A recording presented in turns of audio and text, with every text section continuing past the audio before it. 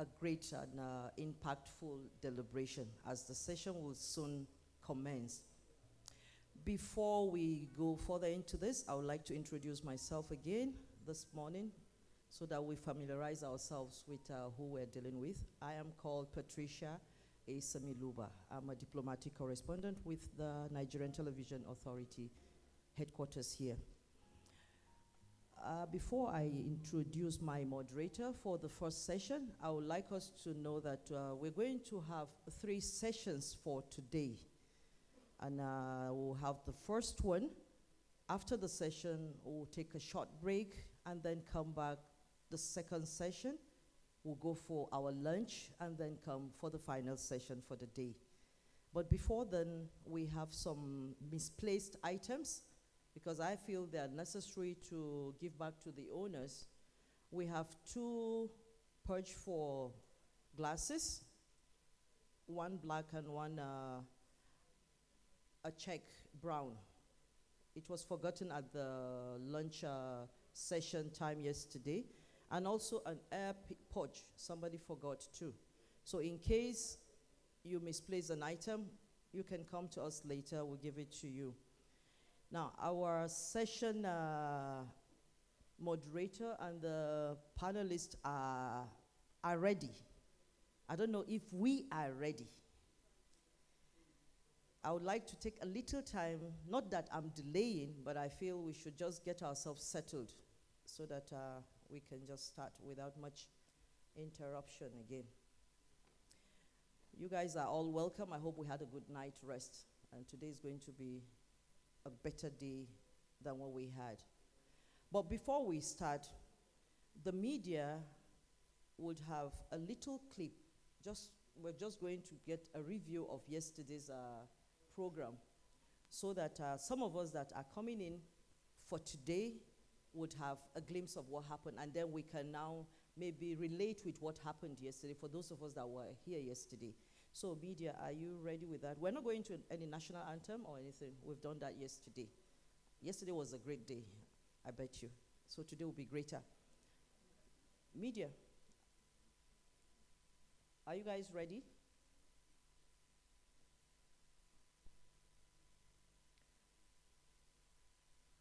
So let's just keep our dials set and we'll just watch what happened yesterday. Just a brief, and then we'll now commence the session.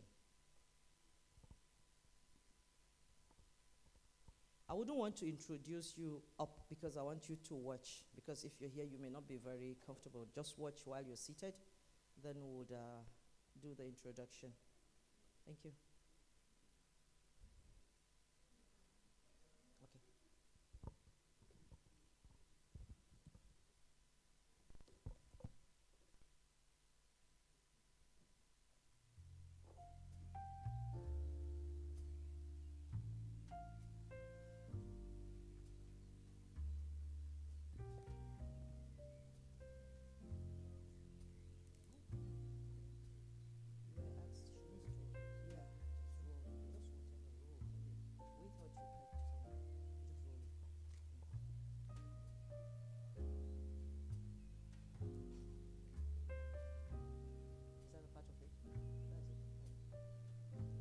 Just play with the sound bite or whatever you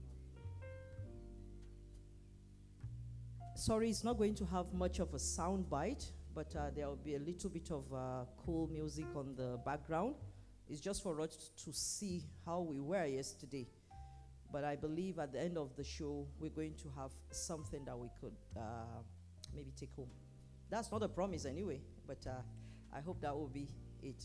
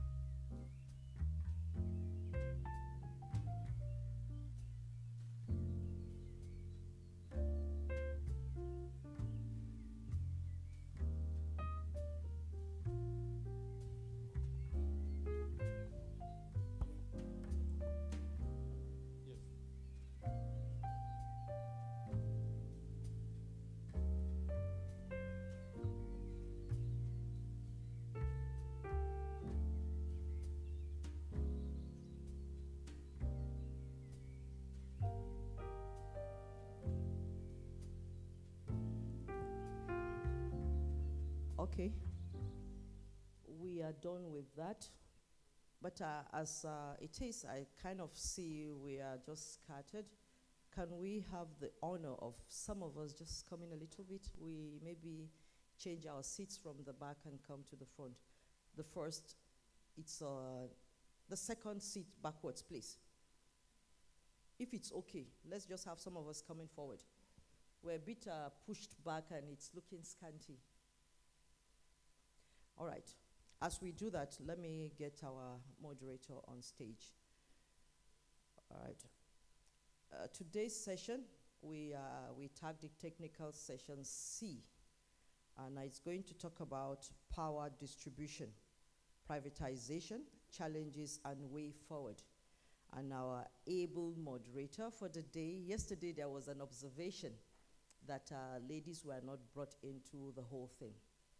To respond to that, we kind of decided that a lady should lead the session today. I think we did well. Yeah. Because it was obvious yesterday that, not that our ladies weren't doing anything or we had any biased mind, it was just that we were just working with the much we have. But we decided to pick that as an observation and do the needful. So one of our able ladies, a pretty one for that matter, filled with energy. I have to do that for her because she deserves it. And the kind of smile she's giving, I kind of get captivated when people give me good smiles. It helps me to know that, yeah, I'm on the track. And she's doing that, and thank you very much, Ma. So, and she is called Mrs. Rahila Thomas. She is the Managing Director, Energy Market and Rates Consultants. She's going to take over from me now and introduce the key speaker, presenter, and the rest of the panelists. So I'll hand over and then just sit there and watch you. Don't fold my hands. Thank you very much. Okay, all right. Thanks very much, ma'am. All right, I have 5 distinguished panelists to take us on this journey this morning. Let me start with Hello, my lady. Mr. Jose Guerra. Sorry, my lady. A moment. Just relax. Now, I'll do a little thing. We actually should talk about the safety tips again. And before we get into safety tips, I will remind us that we have a medical team outside the hall here, by my right, in case you have need for their services. You feel a little uncomfortable, you can go there, they will attend to you. And that we have convenience too, which will be played with the safety measures that we should take. So let's just listen while it goes on. But I'll be back on the stage. She'll just take over after it's done, I guess. Ma?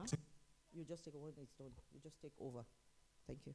Welcome to the Petroleum Technology Development Fund, Nigeria's premier agency for the development of capacity in the oil and gas industry. You are in Nigeria's premium conferencing and meeting venue for oil and gas workshops, seminars, exhibitions, and related events. While in the PTDF building, your safety is our priority, and we urge you to comply with all safety and emergency procedures. Do not use your phone while driving within the PTDF premises. Please observe the 20 km/h speed limit and take note of pedestrians within the PTDF vicinity. When coming into the building, it is important that you go through the safety scanners and also sign the visitors register. These are meant to increase the level of security in the building. While in the premises of the PTDF, ensure you wear your visitor's tag and take your belongings with you at all times. The restrooms are located along the main corridor of the ground floor. The female restroom is opposite the auditorium, the male restroom is opposite the canteen, and the restroom for persons with disabilities is opposite the lift. The PTDF building is an intelligent building, purpose-built with your safety in mind. The building is equipped with smoke and fire detectors that provide advance warning of an emergency. Please note that this building is fitted with surveillance cameras and it is a non-smoking facility. The huge corridor walkways, open concepts, and numerous exit points make for easy evacuation in the unlikely event of an emergency. Wherever you find yourself in the building, take some time to observe the exit points nearest to you, clearly identified by the green walkman. In case of an emergency, please observe the following safety procedures. During an emergency, an alarm will go off and will sound continuously until the emergency situation is contained. Do not panic. Stay calm. Leave all your belongings and follow the direction leading to a safe evacuation from the building. Under no circumstances should you use the lift. Follow the safety evacuation signs and walk orderly to the muster point located beside the entrance gate post.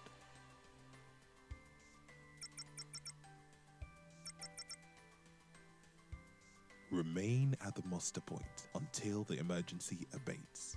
You will not be allowed to go to the car park or drive out of the premises during an emergency. Do not re-enter the building unless you were told to do so by an HSE officer.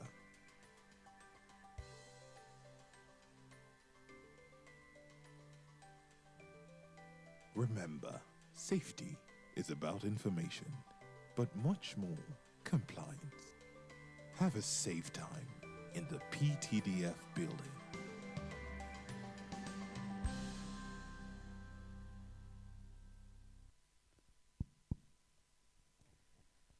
Okay, so I think I can now start the introduction. Okay, so let me start with Mr. Irabo Okogun. Please join me on the stage. Mr. Irabo Okogun.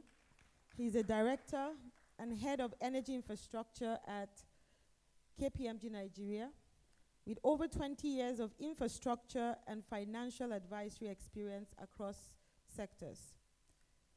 Irabo is a project development and regulatory expert with multifunctional C-level experience. You're welcome, Irabo.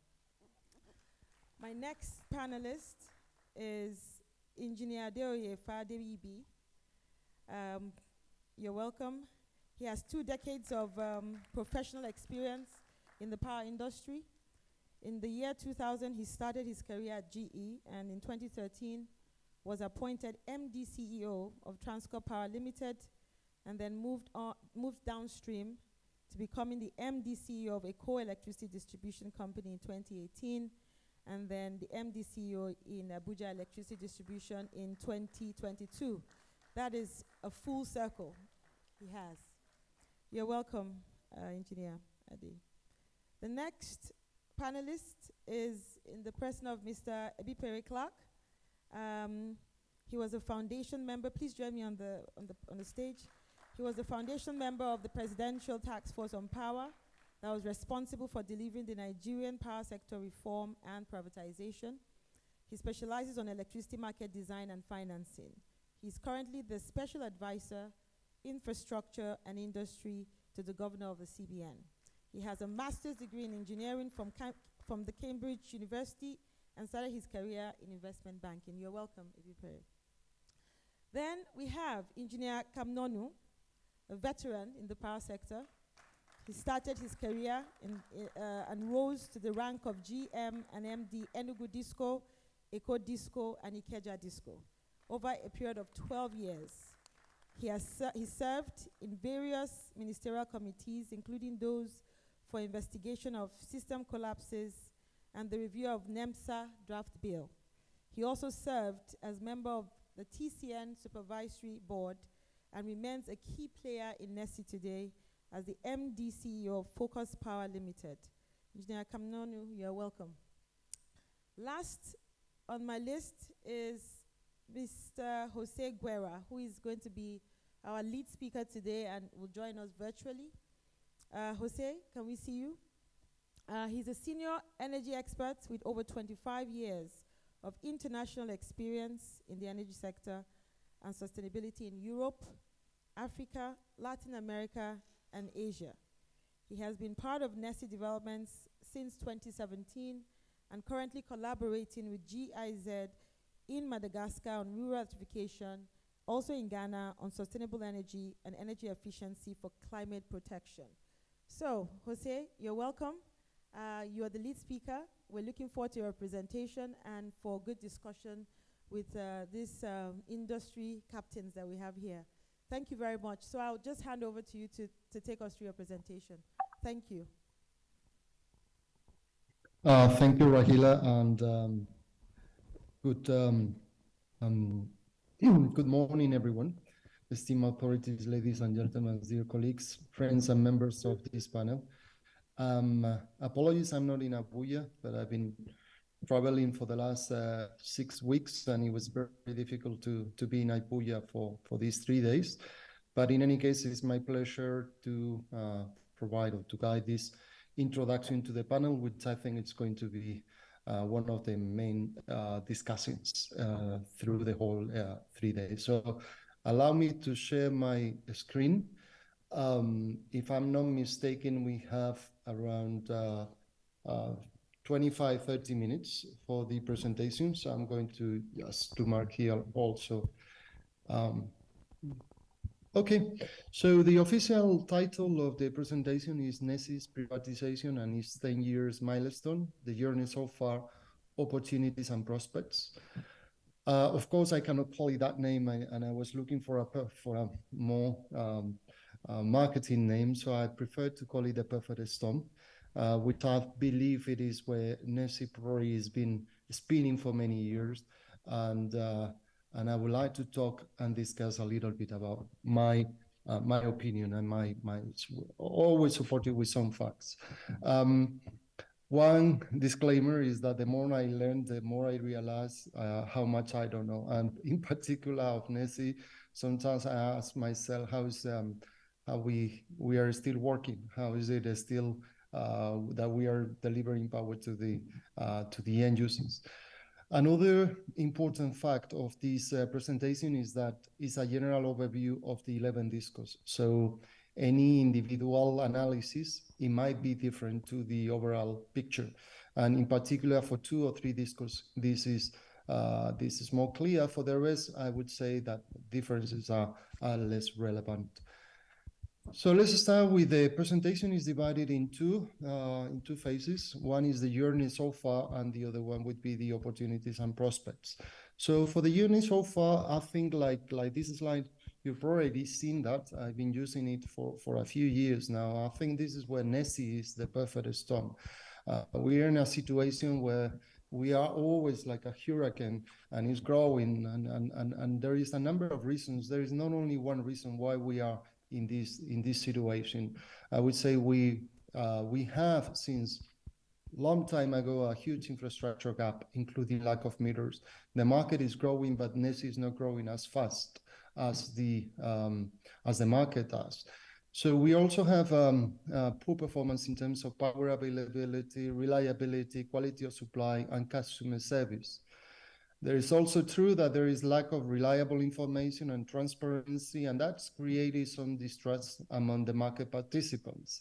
The customers are not happy. I would say that they are pretty dissatisfied, disaffected, and very often disloyal, which is also connecting to the high or very high ATC aggregate technical and commercial losses that we have in NESI. This is also linked to a poor governance and misalignment of regulation with reality. This is not something that I'm saying. It was said in the power sector recovery plan a long time ago. And there is also true that there is a lack of a cost-effective tariff. And I'm saying this because, it is something that we will see them later. Under that situation, the critical or the weakest part of the value chain for NESI, which are discos, they become unbankable. And when they become non-bankable, then the whatever contract you have where you're thinking to have a discos and off-taker is not going to happen because it's not going to receive any funding from any bank. And the same, any investment, any fund that is willing to provide funds for the discos is simply not going to happen. And that reminds me when I was first in 2017 in Nigeria, and we had $100 million for lending to the discos, and we couldn't disburse any euro at that time. And the situation is that these costs, they start to default. This situation is become critical for them, and then they finally default to embed and the market operator. So their situation gets even worse for for all the stakeholders. So here we are in the never-ending liquidity crisis, where I think like this is where the situation we've been spinning many years after the aftermath of the privatization. In any case, I think like the results of the privatization differ greatly from what it was expected. This situation is not only unique of Nigeria, and if we look at the bigger picture, if we look at the sub-Saharan countries, we see that this situation of the liquidity crisis, where the cash collected, which is the dot in the graph, versus the OPEX and the CAPEX required to run the system, the two of them, is lower. And in the case of Nigeria, it's even lower than the OPEX. And this is the situation. What we are collecting from the market is less than the money that we need to pay everybody, yeah, in terms of OPEX and CAPEX. This situation is, as I say, is not only unique for Nigeria, it's very common in sub-Saharan countries, and only a few like Seychelles and Mauritius are in a better position. And maybe we need to start thinking that a small is bigger, yeah, that we need to start refurbishment islands little by little, because the overall picture, the way we're going, is not working so well. So let me go through 7 lessons of this process. We can be talking about what happened for hours, days, but I just want to say like seven lessons which I think are important before I speak about opportunities and prospects. The first one is that I think like it is clear that all the stakeholders bear responsibility for the power sector's non-performance, all in this room. So we cannot do any finger pointing. It is you, or it is the other, is the GENCOs, is the gas suppliers, are the DISCOs, are the regulator, are the policymaker. No, everybody. We're bearing our share of responsibility, and we need to embrace it, and we need to accept it. That would be the only way to perform better in the future. As an industry, I always say that this slide, for me, it's quite impressive, because this is the amount of electricity that we are delivering to the market. We follow that on daily basis at ANET, and you can see that it's like a flat encephalogram. Since 2015, very little, if not any improvement. You can see the seasonality of the rainy and the dry season, but not really like a path for improvement. And that's a pity. Since 2015, now we are in 2023, we didn't even grow more than 5%. 5% is even far. So we are lower than this. And this is something that, as an industry, I think really summarizes that we are not performing well. The second one is that, the second lesson learned is that we need to start facing reality as it is, not as it was or as you wish it to be. And this is something that is affecting us and is hurting us. Look, again, the same idea of the energy sent out to the market and will by TCN. Look at that. This is the reality. And in all the financial models that we've been, one after the other, we've been forecasting how much electricity we're going to deliver to the market. And look at how far we were. We were far in 2000, in May to 2012. We were far in May to 2015. We were again far in May to 2020, and we are still far in May to 2022 for those projections. Why is that important? It is important because simply when you take the cost of service for all of us, and then you divide it by a bigger amount of electricity, then you have a cheaper tariff. But if you don't deliver that electricity, because problems are not solved, because there is a lack of CAPEX to be invested in solving the constraints in the network, and so on, it is going to be difficult. So that is affecting NESI. So we need to become more realistic on what can we do and what things we can do. The same for ATC&C losses. Look at that. This is the trajectory of all the 11 DISCOs. Only 2 are in a lower range of around 20%. The rest is above 40% up to 76%, which is the worst situation. But if we look at the micro targets, the financial model, which is the core, I'm just focusing on these lessons on the liquidity crisis, which for me is the critical one. Then you can see here that contrary to the reality where only two were close to 20%, in this case, all of them are below for this 2022, or even the same numbers are for 2023, they're below 30%. So there is a despair between what it is and what we have or what we want it to be.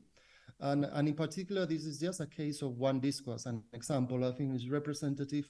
This disco at the moment is around 48% of ATC&C losses, but when is expected to go to 46 at the end of the year. But when we look at the financial model, this disco should be at 11.31%. This gap is so big that is creating a shortfall, or the ATC&C shortfall that we call, that is very difficult for this disco, and especially not only in this year, but if we look at the trajectory for the next 3-4 years, it's going to be impossible that this disco ends in 3-4 years at 8% of ATC&C losses. This is simply not going to happen, but it is in the financial model. So regarding this problem, ATC&C losses and the liquidity strain that produces, we have learned how hard it is to cut ATC&C losses. This is something that is not so easy to take and say, I'm going to decrease 10% per year. That's simply very difficult, even 1 point. And what we even know is that if we don't do anything, they will raise again quickly. And this is what happened in NESI. This is the aggregate moving average for all the discos. As you can see, it was going down until 2020. Then we had COVID, then we had the cap and estimated billing. But for me, most importantly, we had the enforcement of the market rules where discos, they were mandated, they were forced to pay to embed the minimum remittances obligations. That means that we empty their treasury and then they started to raise again up to 51%. And then it took us a couple of years to be back, 3 years since, to be back in the records that we were having. So that's the situation. It's very difficult to go down and very easy for them to go up. One note, because I think and I want to take the opportunity, that's a positive news, is that we must banish the paradigm that an increase in tariffs mean a decrease in the revenue collection. Is not only is not true, but the opposite. And look at that, this is the allowed tariff. Remember that in NESI at the moment we have two tariffs. One is the concentrated tariff and the other one is the allowed tariff. The allowed tariff is that the one that we're billing to the end users. And here is growing since the application of the extraordinary tariff review, MITO 2020, 2021, 2022, and the minor reviews is being growing steadily till the last minor review that has not been yet implemented. And here we have the collection efficiency. The record of the last quarter of this year is around 73%, which is the highest collection efficiency ever in NESI. So it is possible to increase the allowed tariff and also increase the revenue collection. Important message or an important lesson. It is high time that we overcame the original sin. What I call the original sin, because it was done 10 years ago. It was the ATC&C losses targets at the performance agreements between BP and the discos. At that time, the discos or the investors, they agree with BP in a trajectory for ATC&C losses. 10 years ago, we are still having this original sin in our financial model, and it is still hurting us because that was something that we need to recognize. It was badly done and it was badly approved. And remember what we said, it's not the fault of one, it's like all of us, yeah. But the original sin is still in the backbone of the system, which is the financial model, which is the one that is generating the liquidity strain. Look at that, like Abuja, for instance, you can see it here. It's this year should be in around 90%, or the target in the MITO model is around 20%, but in reality it's at 42, if I'm not mistaken. Ikeja, which is the best in the class, is around 90%, but in the financial model it should be 11.4. Karuna is over 70%, and in the financial model is around 6.6%. Well, this was done 10 years ago. I think like after 10 years, we all know that those numbers are very difficult to achieve, and they will cost a fortune if we want that, and they will take time. It is not possible that in 4 or 5 years, we're going to be here.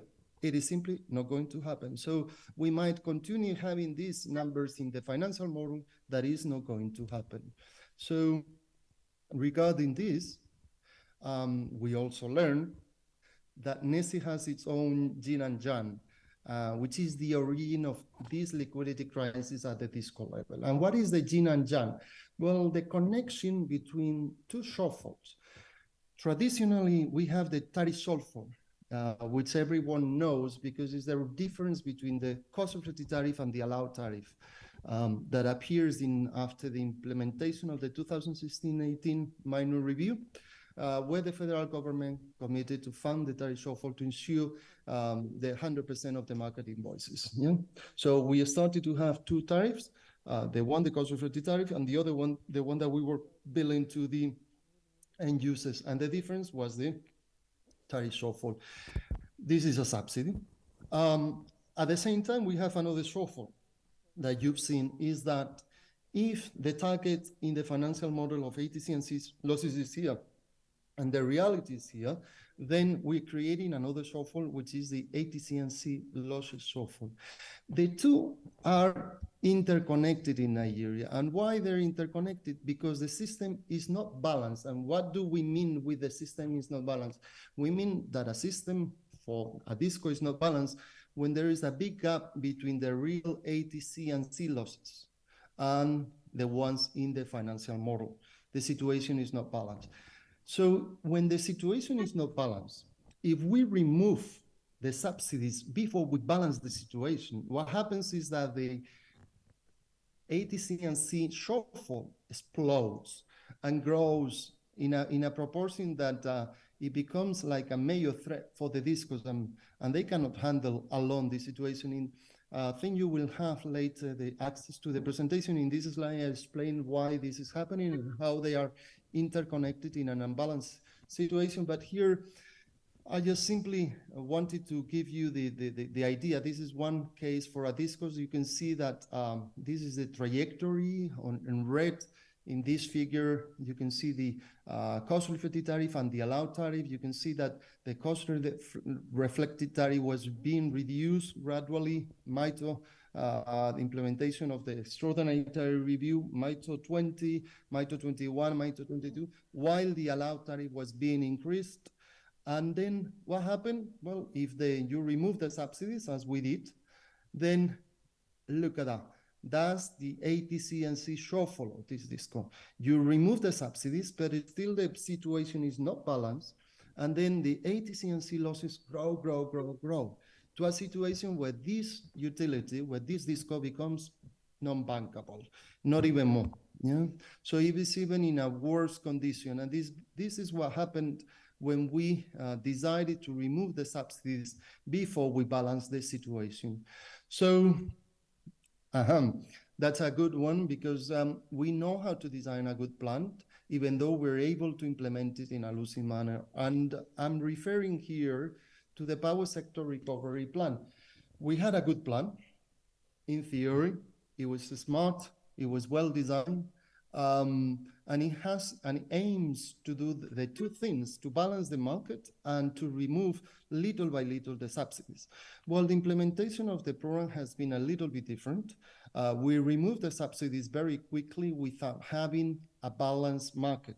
And now we put in a very critical or intensive care many of the discos, as you probably have seen, with even change in the stakeholders, in the shareholders, and so on. So in that plan, discos, they were asked to prepare and to present the performance improvement plan. I worked with several discos preparing their performance improvement plan.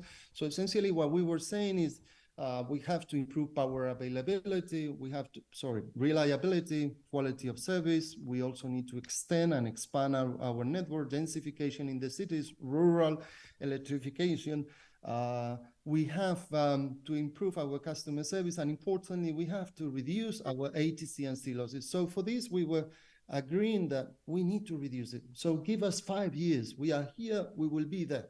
That was the plan. And for this, we need CapEx and OpEx in those quantities. Well, the implementation of the extraordinary tariff review, something happened. First, it was a stagger. And secondly, we took the CapEx, but we never took like the targets of ATC and C, because we still continue with the original scene, which were the performance, the targets of the performance agreement. So at the end, we did a reset, which is not a reset, because we never reset the financial model core, which are the ATC and C targets at the MITRE. We need to have a trajectory for 5 years where initially they cannot be, and they should not be, ATC and C, the ones in the reality, but at least you need to give us a room for in 5 years achieving and being in a balanced situation. So it took us several years. So since 2019, when the minimum remittances obligations were approved, until 2022. So in mind, we have 20, 21, and 22, 4 years of implementation of this program, and it didn't work well. Lastly, in 2022, we also have like something which still is I don't understand very well, but is the suspension of the return on investment and the depreciation of 40% of the DISCO's assets, which is still there. I've never understood why this was happening, but they've been removed. So if the situation was not good, at the end of this implementation of the extraordinary tariff review is even worse. Here we have the trajectory, what happened in the details. Importantly here, what I want to mention is that while all these things were happening, in the lower part, you can see that the Central Bank of Nigeria has been the one that has continued to provide the money enough to keep NESI working. So the last one, the seventh one, I would say that self-deception has had traumatic consequences for the whole value chain. As we say in this picture, we have Mark Wahlberg and many of them, they did not make it. Like I would say, probably in this room, some investors that they were participants in the beginning of the privatization, they are not there. The situation of the DISCOs, you know it well. They have been many changes recently, and mainly is because what we're seeing here is that the situation is not in the best moment. Just an example, and just to end, look at that. What happened here? This is the case of the implementation. You can see here, this is the how the model works. This DISCO has to recover like around 167 billion nairas in 2022, of course. And of course, GENCOS is the highest, but then we have TCN and admin services. We have the own cost of service of the DISCO, and then NEMSEF. So the model, when it's calibrated, is assuming that the DISCO will recover all this money, and then it will start to pay everybody according to the minimum remittances obligation. So they will retain some money for themselves. The reality is that you can see it here. Like when you go to the market, you don't collect so much because your ATC and C losses are not the ones in the model, are these ones. So all this money, you don't see it, 81 billion. So the DISCO is only collecting, which is not bad, 84 billion, but then they have to start paying the minimum remittances to everybody. So at the end of the day, what we see, or what we're seeing in many DISCOs, is that the money is not enough even to pay a minimum of OpEx salaries for the DISCOs. So when you have a challenge of paying your own salaries, then you become in a situation where you have a serious threat. So ending, these are the 7 lessons learned. I'm not going into detail because I think now we need to focus more on the opportunities and prospects. But I think it's important that for this process of opportunities and prospects, we focus on all these lessons learned and we keep it in our minds in order to make a better future. So regarding to the opportunities, this is, and let me see if I can play, yes.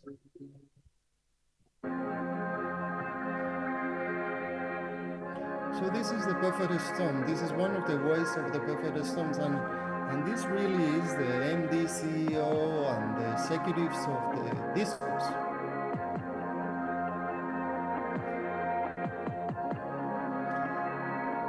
When you're trying to surf this wave, which essentially is to survive, you don't have many opportunities to think about opportunities, because essentially what you're thinking is to survive on the day-to-day basis.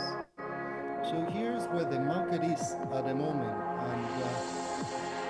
and we've been here for many years, and the things is accelerating and getting bigger and getting closer. So essentially here, we need to think like, we need to change the condition. We need to stop this getting worried about to survive and trying to see the opportunities going forward. Because otherwise, Nigerians, they need power. And whether we give it the power, others will give it to them. So a country which is growing and will continue to grow in terms of demographics and in terms of economic development, others will continue to supply the market and to provide electricity to the market. So it's good opportunities for fossil fuel captive generators. Still, even with high prices of diesel and heavy fuel oil, they will continue to grow, because if we don't grow, they will grow. Then there is a new thing, well, not so new because it's been in the market for a few years now, which are large solar PV facilities for C&I. They're becoming competitive if they're only producing for the peak. If they go for batteries, they are not competing so well. But as the price of the battery technology will decrease over time, we will see that we will start to lose our largest customers, which is a terrible thing for NESI, because that will increase the cost of the remaining customers. So we need to really bring those customers on board. We cannot allow ourselves to let them go partially off grid or totally off grid. Also, we've seen large numbers of off-grid mini-grids. We do not have resources for doing rural electrification, not only because those projects are not profitable, but also because the whole idea of how we do rural electrification in Nigeria needs to be solved. And then we see also solar home systems in peri-urban and even in urban areas. Remember, like one of the vendors, Lumos, they were putting a picture a few years ago where they were selling, and it was impressive. Like all the peri-urban areas in the main cities full of solar home systems. But going back to NESI, and I hope that we find our best, I believe that we urgently need to agree on a vision of the sector for the next 30 years. And this conference is something extraordinary that is happening because might be the beginning of that vision that we all want to have. It's not a vision for 5 years. It's not a vision for 10 years. It has to be a vision for 30 years. Only in the long run, when we see the amount of investment that we need to deliver power to a country that is growing of over 220 million, which probably is going to be 400 in 30 years, with a strong economy that can be the leader of Africa, we really need to start thinking, how are we going to give them power? Of course, it shouldn't take us 30 years to agree on that vision. And one more thing is that whatever happens in that plan, whatever vision it takes, we need to assume that the outcome is a cost-reflective tariff. We can iterate on the model to keep it and to optimize it and to say that is too high, we cannot afford so much, we cannot have super quality whatsoever. But at the end, we need to agree that there is a cost-reflective tariff, whatever it takes, and that's the output. Then if we cannot, then when we build the customer categories, if we think like the low-income families, they cannot afford to pay this, then we have to design a mechanism of cross-subsidization. And if it doesn't work, then we need to think about subsidies for a while until we really reset. In this long run, the trajectory of the prices, it will go because the system will become more and more efficient. So there is a stability, but we need to have clarity on the long run. And I think that's also very important. Customers, and I think in this strategy that all the discourse and the vision that we need for the next 30 years, they must be in the epicenter of discourse strategy. We know, and we've been saying that, because they do not have one market. At least they have four, if not more. You have industrial areas which are different, where you have like the essence of probably 20-30% of your billing goes to those areas in some occasions. So for rural areas, it's not for rural discourse is not the case, but for others it's even bigger. We have wealthy urban areas. We also have peri-urban areas, not so wealthy. We also have informal settlements around these peripheral areas, which are very complicated to deal with. We also have rural areas, off-grid rural areas. How are we going to do Niger State? If I don't recall that from the PIP of AEDC, they were saying that it's around 15 to 20% electrification rate. How are we going to arrange to reach 100% of electrification in Niger States, which we resources? Only Abuja or ADC, the private investors, they cannot do that. So we also need to think about how the federal government is going to support the electrification, the rural electrification of the country in the areas where we don't have power yet. And finally, just to end, because I think like I'm getting too close to the 30 minutes. Indeed, it is now. I think we need to find a few early wins that are needed to restore the hope in NESI.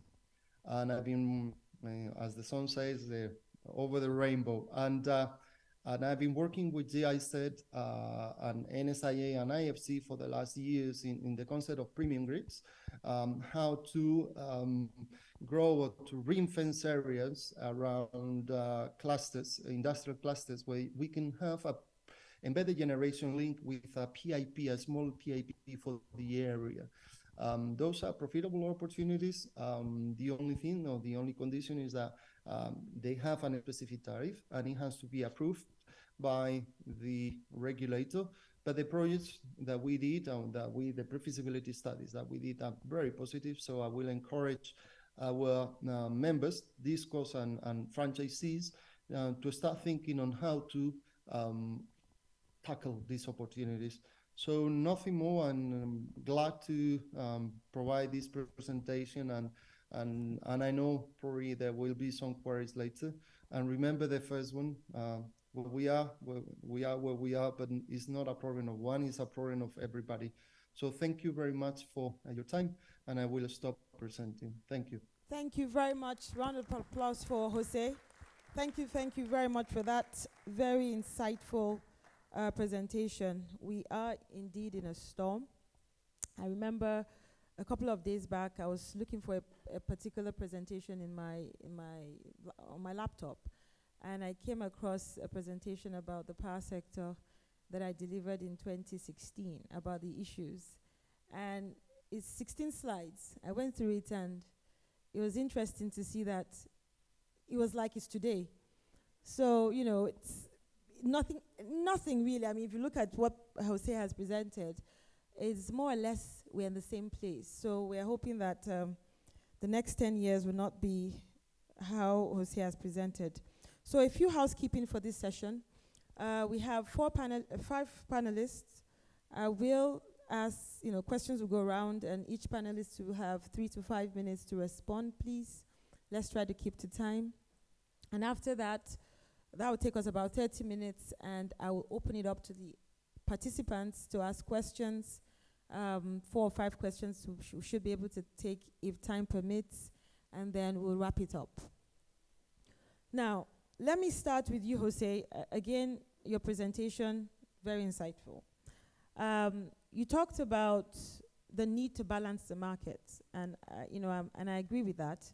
However, let us take an example. You talked about Kaduna. You showed Kaduna in your presentation, and Kaduna, according to the regulator, should be at an efficiency level today of 6.6%. But their reality today is 61.90%. That's what their reality is today. So we can say 70. Now, what you're saying, Jose, is that the regulator should allow the 70% to pass through tariffs for customers to pay for that level of inefficiency. Now, today, No. let me finish the question. Let me Okay. finish. I mean, when you say Okay, that, okay, yes. you're trying to balance the market. So you're Yeah. saying that the ATC and C level, MITO ATC and C level should equate the market ATC and C. And the market ATC and C is the reality of the disco. Now, in the case of Kaduna, 6.6% versus 61.90%, which is their reality, the disparity there is huge. And that has a knock-on effect on tariffs. Now, in the market today where you have less than 45% of customers metered, and then there's poor supply, poor quality of supply and availability, people are tired of having their tariffs hiked up. So how do you create that balance between having the right ATC and C pass through to customers? What level of that ATC and C should be allowed to pass through to customers really? Because some of that is really inefficiencies of the utility, not necessarily because of a baseline that was set incorrectly. So that's really my question for you, Osei. Okay, thank you, Rahila. The answer for me was the PIPs, the performance improvement plans that DISCOs they were all prepared. It is not possible to have a balanced market in a year. It is not. Forget about that. You cannot, no regulator can approve like 70% of ATC and C losses, not even 50% of ATC and C losses. That is simply not possible. That's not, you will not find that anywhere else in the world. So we need to agree that perhaps 30 is a good target to start with. No matter that you're in 70 or 60%, the regulator will probably, in that discussion that you will need to have with the regulator, you can agree that maybe for the case of Kaduna, which is not the best case to have a reference, but if we take like Enugu, we can agree that the regulator and Enugu, they can agree that, okay, the first year is going to be 32, although you are in 40 something. And then the following year, the target is going to be 30. The third year is going to be 25. The fourth year is going to be 22.5. And the fifth year is going to be 20. Yeah. So now Enugu will look, and they have the experience, and they need 5 years, even longer, to be that. But the signal at the end is that in 5 years, if they behave, if they improve their performance, then they will achieve it. What is important is to keep in mind that for that trajectory, you need some investors and you need some banks, which are going to give you the capex that you need to make that trajectory. As far that trajectory is feasible and people will believe on it.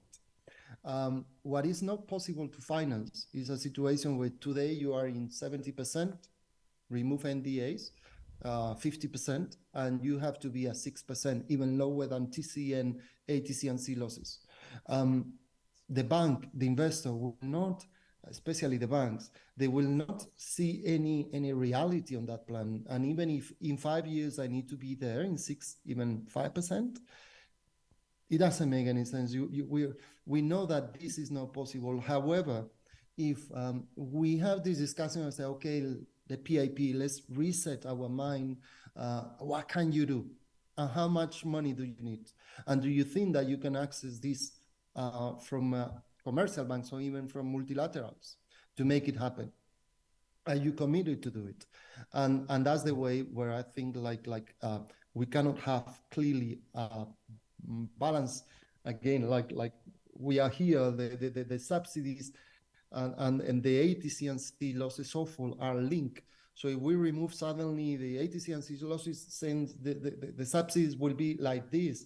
And of course, the federal government and CBN and the regulator are going to say, this is simply not possible. We don't have the money to make it happen. So what we need is a trajectory. Again, is the vision of 30 years and then to agree on a 5 years of an implementation of an ATC and C loss reduction plan within a PIP. All right, that's good. I guess what you're saying here is for the regulator to look at the reasonable level of inefficiencies that can be passed through. Now, ATC&C is one variable that puts a lot of pressure on tariffs to go up, but there are other variables. And my next question is to you, Ebipere. As Jose has talked about, there's a clear mismatch between the ATC&C levels as it is in reality and what the regulator allows to pass through.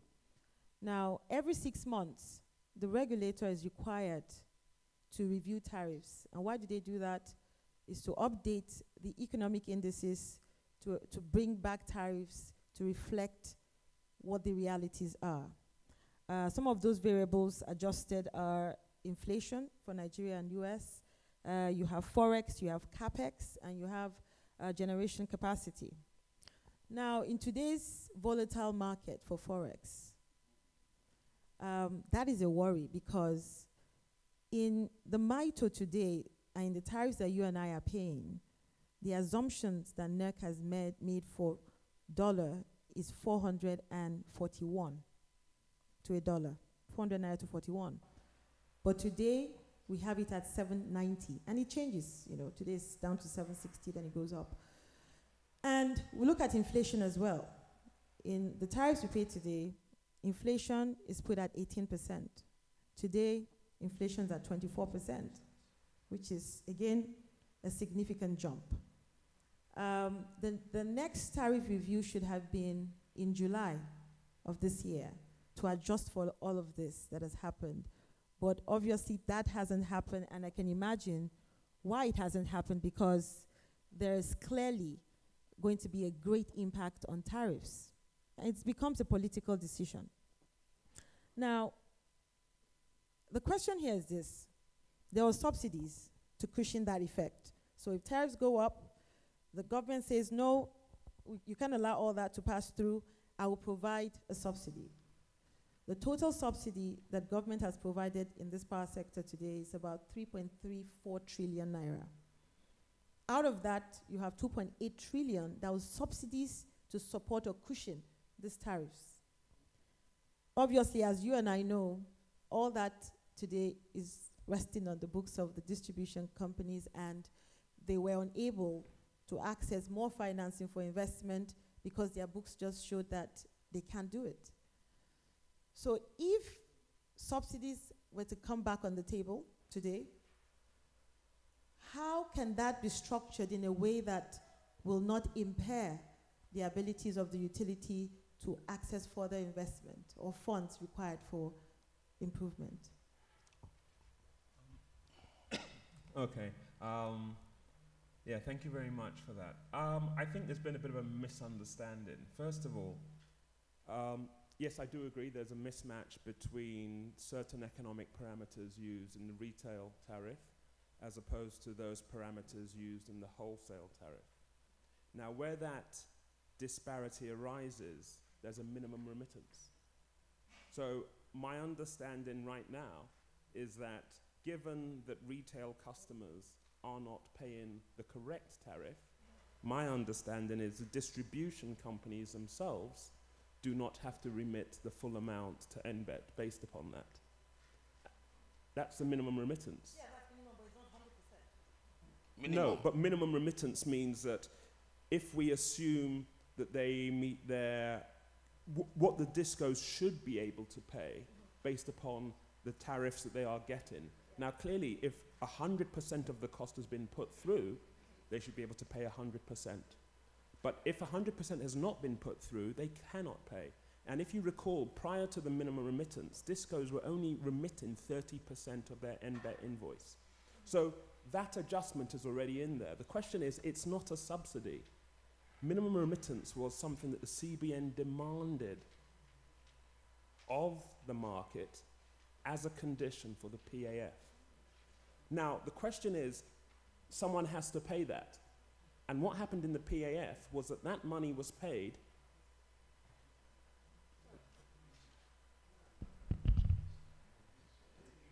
Let me use this. Oh, okay.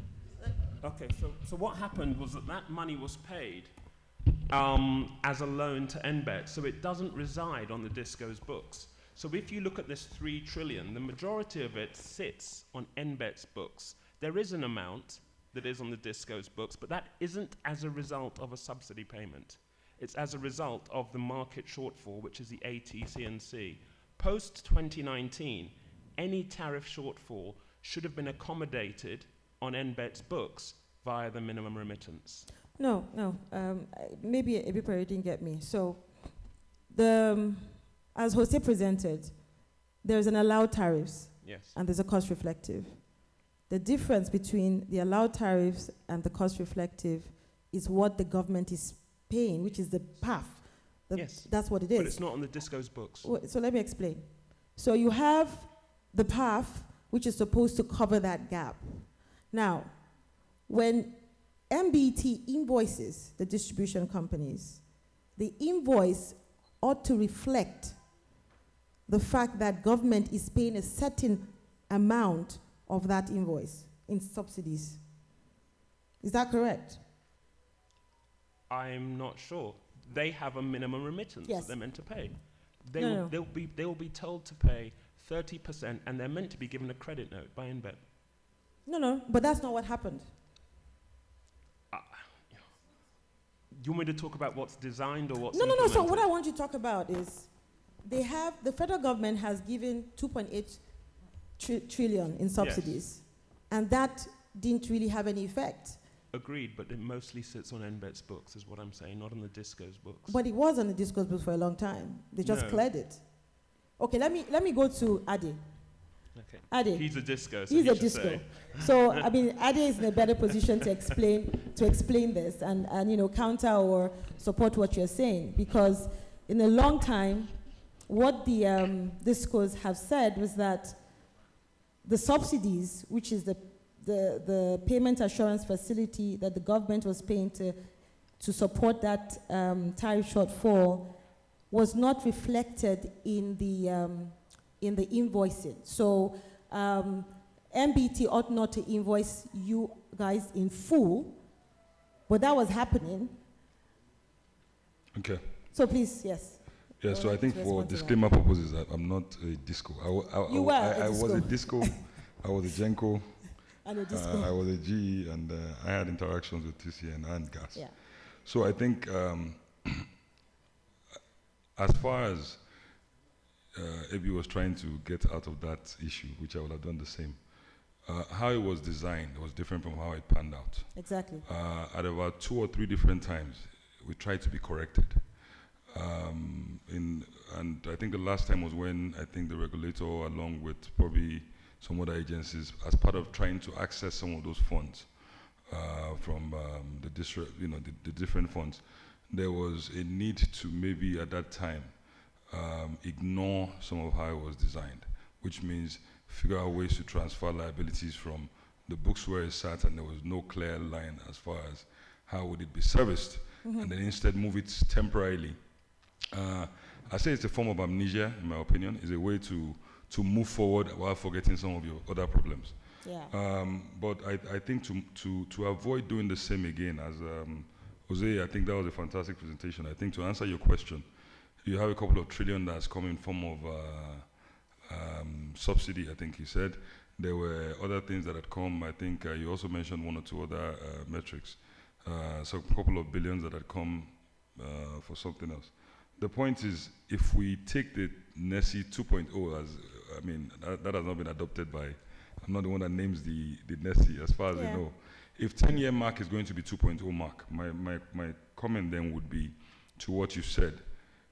Let's properly, compute these numbers. Let's properly reconcile what the numbers are. Let's avoid. So today, if we look at the current situation, there's a continuous argument between it seems like, so I would define it as customers are not happy. That's the first thing I would say. And when you say customers are not happy, that then implies that the lesser options that customers have, when I say customers, that means all customers in the utility, especially the ones being affected by economic indices that are there, the more they don't have options to ignore the inefficiencies, they will get desperate and they will respond. So in my view, document, put together all these monies that are sitting, whether in embed books or some of the discourse books, let's understand what they are. The monies are not coming anytime quickly soon. And then, like I always preach, let's start looking at, one, there can't be a different scorecard for Gencos, Discos, Embed, MO, SO. Everybody wants a scorecard and everybody wants on a couple of times a year to be given a pass mark at any conference or get together, to be told you are doing well, you are not doing well. Yeah. Yes, the whole chain, value chain needs to be put together again, where you cannot as a disco celebrate success and then a Genco that is feeding you is failing, or other way around. So I think while you're looking at the financial numbers and putting it together, you also need to look at the technicalities of, look, how do we become efficient? And then I said, look, we don't need more. I heard everybody talking about money. Jose talked about that. I don't think we need more money just by itself. That's the first thing. Otherwise, we keep adding to that, those monies you just mentioned. We need money that comes with, one, clear intentions. Two, we need money that comes with know-how. This is from my experience in over the 10 years. We need money that comes with know-how as a point. And then as we talk about it more, we need clear accountability. Okay, so this, my actual question and why I moved that to you was this. Part of this whole, billions or trillions of naira that government intervened with, 3.34 trillion naira, part of that was an OPEX and CAPEX loan. OPEX and CAPEX was to, the OPEX was to support the distribution companies in trying to meet up their minimum remittance obligations and kind of cushion that impact on them and give them a breather. Now, at the end of December 2022, the total market debt, and the market debt is essentially invoicing from NBET and the fact that the distribution companies are not paying that invoice in full. That market debt has grown to 3 trillion naira today, as at December 2022. So my question really is, you are a disco, two-time disco for a distribution company. Why do you think that OPEX and CAPEX intervention didn't really impact, or why wasn't it effective for you to have a 3 trillion debt at the end of last year and it's building up? Why didn't that intervention really work? Absolutely, I think that's what it has to do with accountability and timeline. The planning was there, the intention was there at the time, but the realities we cannot ignore. So at the time when this thing started, Ebi was right at the center in the middle of it too, with myself and some other people. You had plans in 2000, I believe, from the PIP, I think it was 2000 and the original one, to move to the TEM. There were plans to go do these projects. You listed out where you had gaps within your network. Disco to disco, it varied, right? You provided the scope. You went through a bidding tender process. I'm talking, let's just say 2017. Let's just say 5 years ago. 5 years ago, our reality. 4 years ago, we eventually get around to some step of, okay, this is the scope, this is the pricing, this is the value. Contractors come in. 3 years ago, you go ahead to start awarding these jobs. You look at what your OPEX needs are, what your CAPEX needs are. You start to implement, for some of them, probably about 2 years ago. And then you cannot ignore all the indices, all the inflation, everything that has happened, and then decide that those allocations would have been able to give you what you need today. Those gaps were clear. We just kept ignoring them. And that's why I said, coming here, I said, look, if we're going to really do this, and if we're going to tell the world that at 10 years, we've not met, it's not rocket science, power. And if you look at the earlier reforms, if you look at telecoms, you look at banking, they're way more complex than power, to be honest. Power is actually cable, getting it to the customer. So simply, those things have not delivered what they're supposed to deliver. The market shortfall will increase tonight, will increase more by tomorrow. That's that gap. Because as long as you're talking ATC and Cs, not of 30, 40, 60, some 70. Even 70, outside of the Ikejas, the Ekos today, I don't believe, Abuja at some point was probably doing this well, Port Harcourt at some point. Everybody else could say at some point. But overall, if you look at over the 10-year average, surviving or doing well will have been probably Ikeja and Eko. Outside of that, we need to look at each disco individually, what their challenges are, what the economic indices are. Yola customers behave different from Eco customers. People only pay what they have in their pockets. You can build industry. There has to be different models for industrialization. Supply the power. The power in itself is a catalyst that will drive reduction in that market shortfall. To encourage business, money has to come through the user of the power. You understand what I mean? Yeah. So if I have a lot of land in Enugu, or I'm just throwing the states around. If I have a lot of land that's cheaper, or in Osun State somewhere, I would rather use power. Let's have this conversation, like I said, and maybe we'll get there. But there needs to be investment. There needs to be. Yeah, but that's why CBN gave capex. No, we all again. I just said let's not. If we decide we want to do NESI 2.0, then we cannot sweep again. Do the same exercise of sweeping or having amnesia, selective amnesia, if we are really serious about it, which I think is what I'm hearing. Yeah. There is pressure politically from users that do not have avenues anymore to ignore the inefficiencies in the power sector. They have enough problems. Dollars is growing crazy. The cost of eating diesel is too high for them to ignore us and use diesel. So there is pressure on government. And when there's pressure on government, it's directed back at us in a serious way this time, because that's public opinion. Yeah, I guess what you're saying invariably is that, there's poor quality of supply and availability and reliability.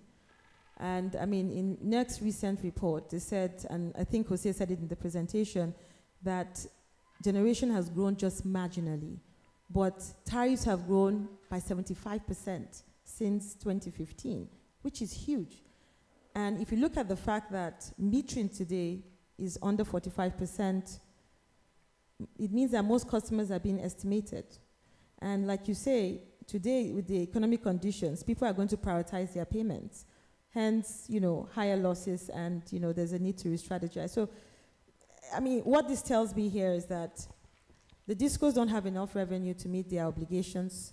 They're technically bankrupt. To you, Erabo, late last year, 5 out of 6 distribution companies were taken over by the banks that financed the acquisition.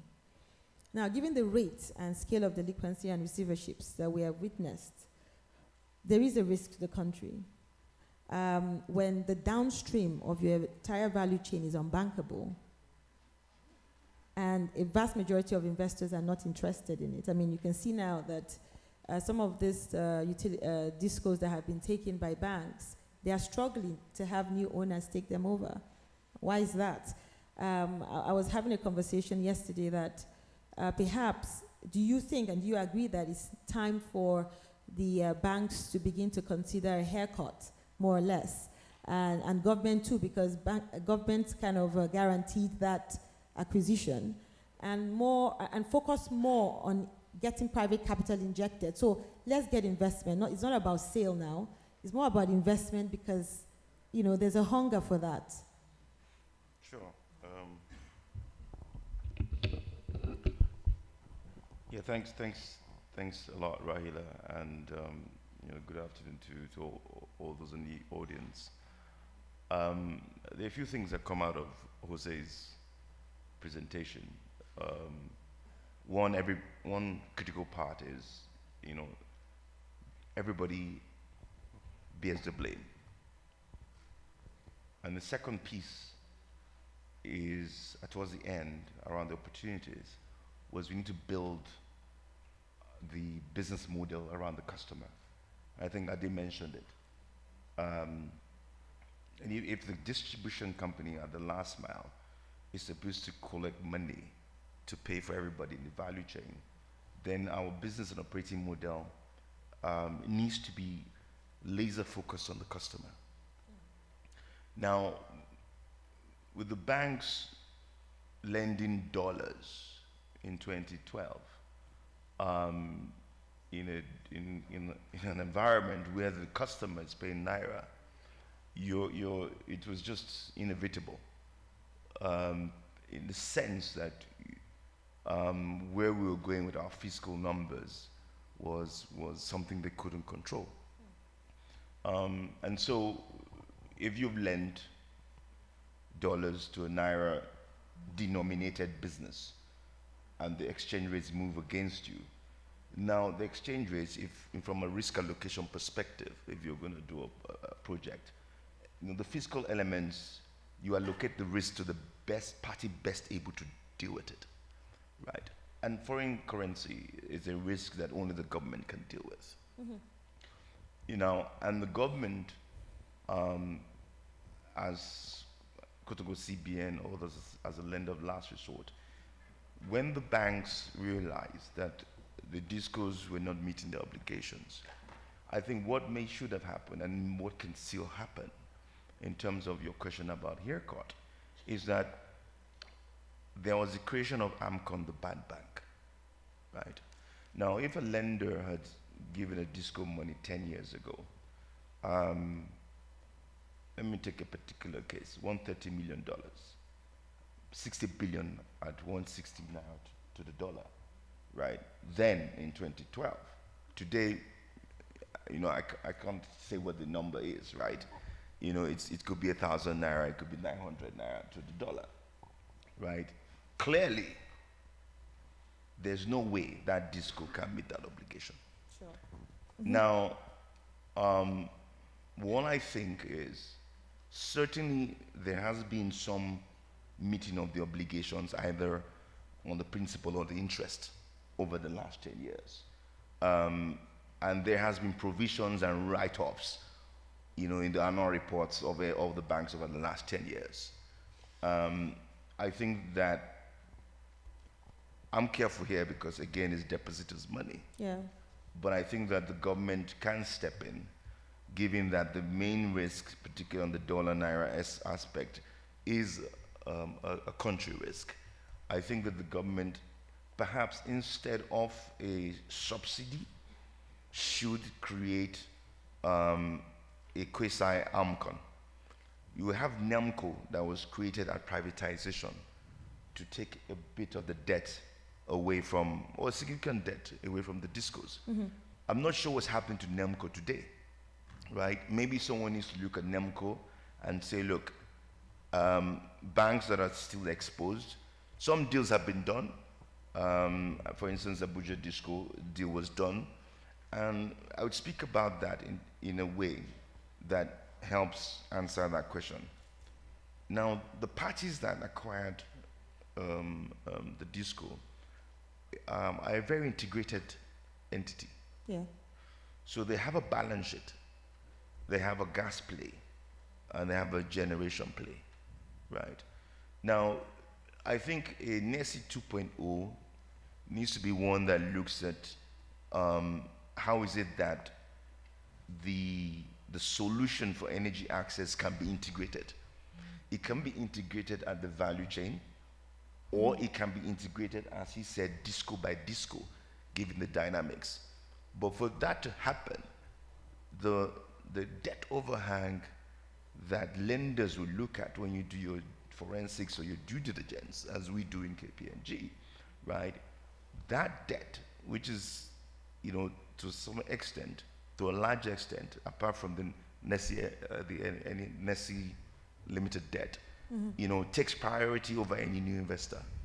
So that debt needs to be taken care of. Either banks take a haircut or some level of amortization in order that the NESI 2.0 that we're talking about, new business models, a new benchmark around AT&Cs, Yeah. right? And a solution that makes the customer first. As you see with MTN, for example, with dropping of ARPOs, now you have value-added services. They're trying to catalyze the dollar, the naira from the customer.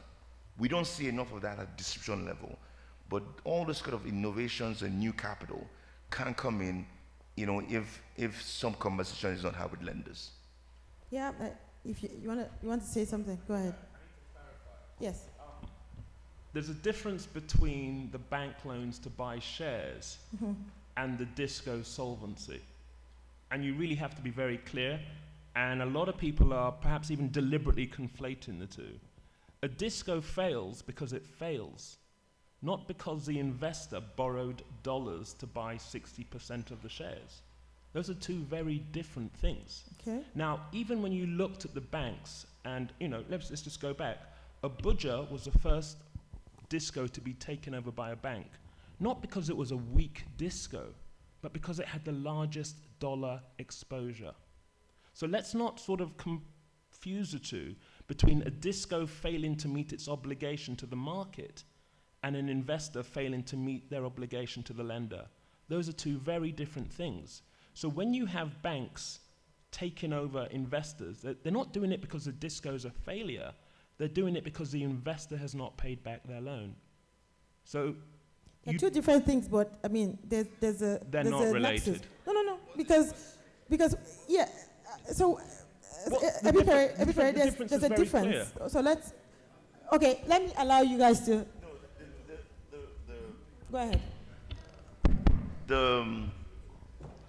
The investor, I think Ade mentioned accountability, right?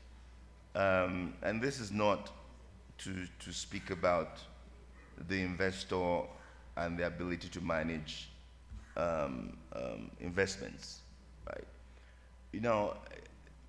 Again, like Jose said, we can't point the blame at everybody. The blame is spread across. And that's why I like what Ebipere said around, the Abuja example, and what I said around the dollar exposure, right? Now, if you look at the waterfall today, and you have a situation whereby you've allocated, to some extent, payments to, is it NEMSF? To MO and all that. Statutory payments. Yes, statutory payments, right? And within the DISCO's own portion, where they're supposed to meet their obligations, if that is entirely wiped out by a lender's obligation, right? The impact of that is felt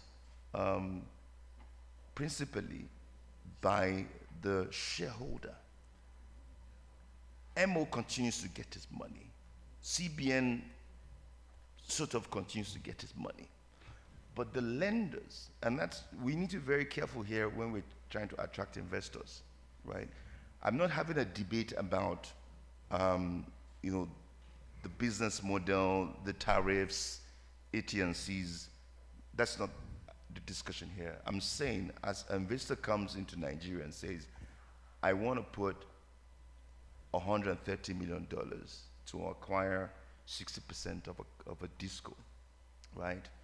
And I'm going to give also maybe $100 million in senior debt, right? With the assumption that the collections will improve with my investments, right?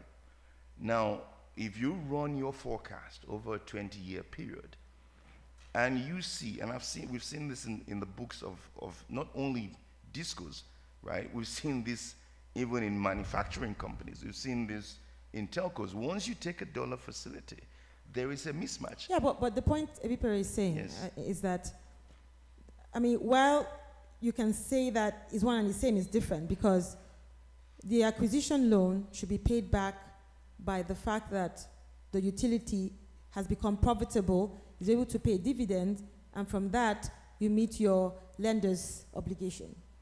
So now, what Ebipere is saying is that the banks are taking over. The banks are taking over the utilities not because they are weak, but it's because not because the discos are weak.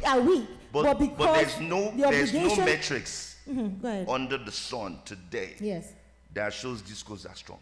No. Ebipere, let me leave you to speak on. Ebipere, 3 minutes. Now, if you look at some discos, maybe like he said, Ikeja, Echo, to some extent, it's not all things to all people. And I think that's, maybe we should allow Ade speak here. Okay, right? Ade. Because he's gone through. I can run, please.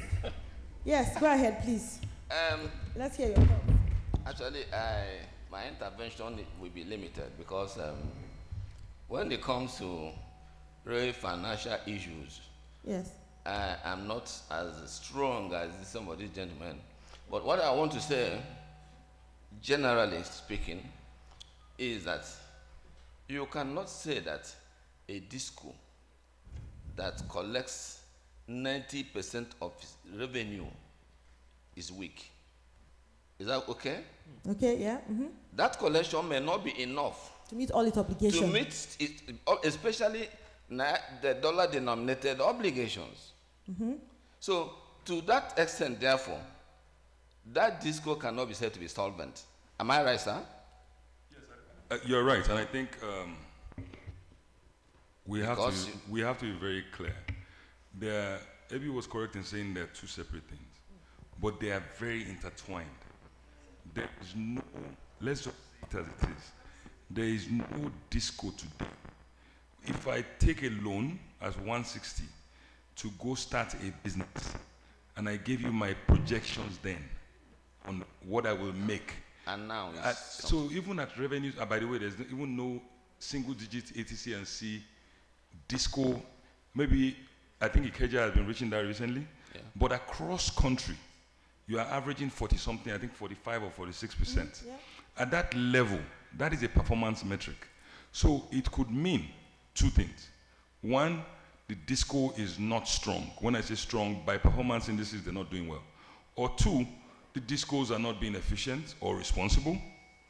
And I think I wanted to just clarify that the belief that government will then come in and continue to help subsidize is again an access to just kick the ball forward a little bit more. Maybe government should release some of the shares to operating shares. will that solve the problem? I keep using maybe. Maybe meaning that if we decide we want to go this direction and talk about what we really need, to assume that there's no capital, there is no responsible capital or good capital that wants to come to Nigeria, is absolutely false. There's a lot of capital that likes the Nigerian market, i.e. 200 and something million people. Consumption is massive. Land is massive. Is high. There's demand. Industrialization is, just new frontiers. So if you're going to come here and bring in that capital, what does a capital that is serious, has operational know-how, what does that capital want if it was you? You want control. Yeah. The banks, CBN was put in a dilemma. The government intervention usually doesn't come with absolute control. It's like a father's intervention. Until the day you're ready to beat your child or disown that child, you continue to condone that child. You didn't come first. You promised me you'll be first. You at last. Okay, do better. I'll get you a lesson teacher. I'll buy you more things. I'll get you another lesson teacher. That is your child. That is a government intervention. But when you want that child to get serious, you send them to boarding school. Enough of this. Put people out there. We want to do business. There's an opportunity to make a lot of money. Let's bring in and let these people, all they want is control for a period of time, even if it's for 5 years. I want to know, I will put in my money, and I want to see how my money will come out. The rest, enjoy the fruits of the land. So I guess what you're saying, Ade, is that the current market system you have with an escrow, that is a limiting arrangement for investors because they have no control and they have no sight. Is that what you're saying? It's a limiting arrangement. I wouldn't say not only for investors. It started from the lenders, started from the subsidy people, started from CBN, started from NERC, BP, started from all those people that have to look away briefly every time there's a problem. Let's start it from there. And let's move and design a new model. Today, if you tell me that you can come up with a way to use the MTN line, convince MTN that you will use their line and not load credit or having pre-approved credit because they know you can pay. They got there. Postpaid. Yeah. the same people that use the power use those things too. So let's design, I'm sure there's probably some kind of subsidies in telecoms, but it's not at MTN tariff level. It's probably maybe a company that is taking a lot of stuff from MTN and enjoys the benefits, is helping some of their staff or client, get bonuses or things like that. So I think we need to relook at. Okay, so before. Okay, you have 1 minute. Yeah, one final point here.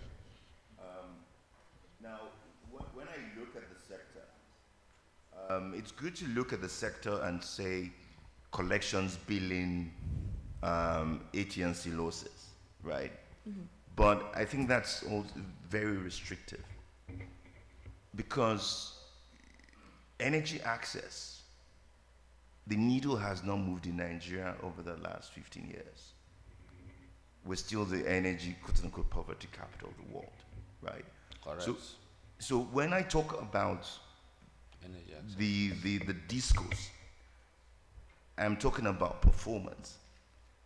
What I'm really saying is you have a customer base, maybe 6 million, 10 million, whatever it is, right?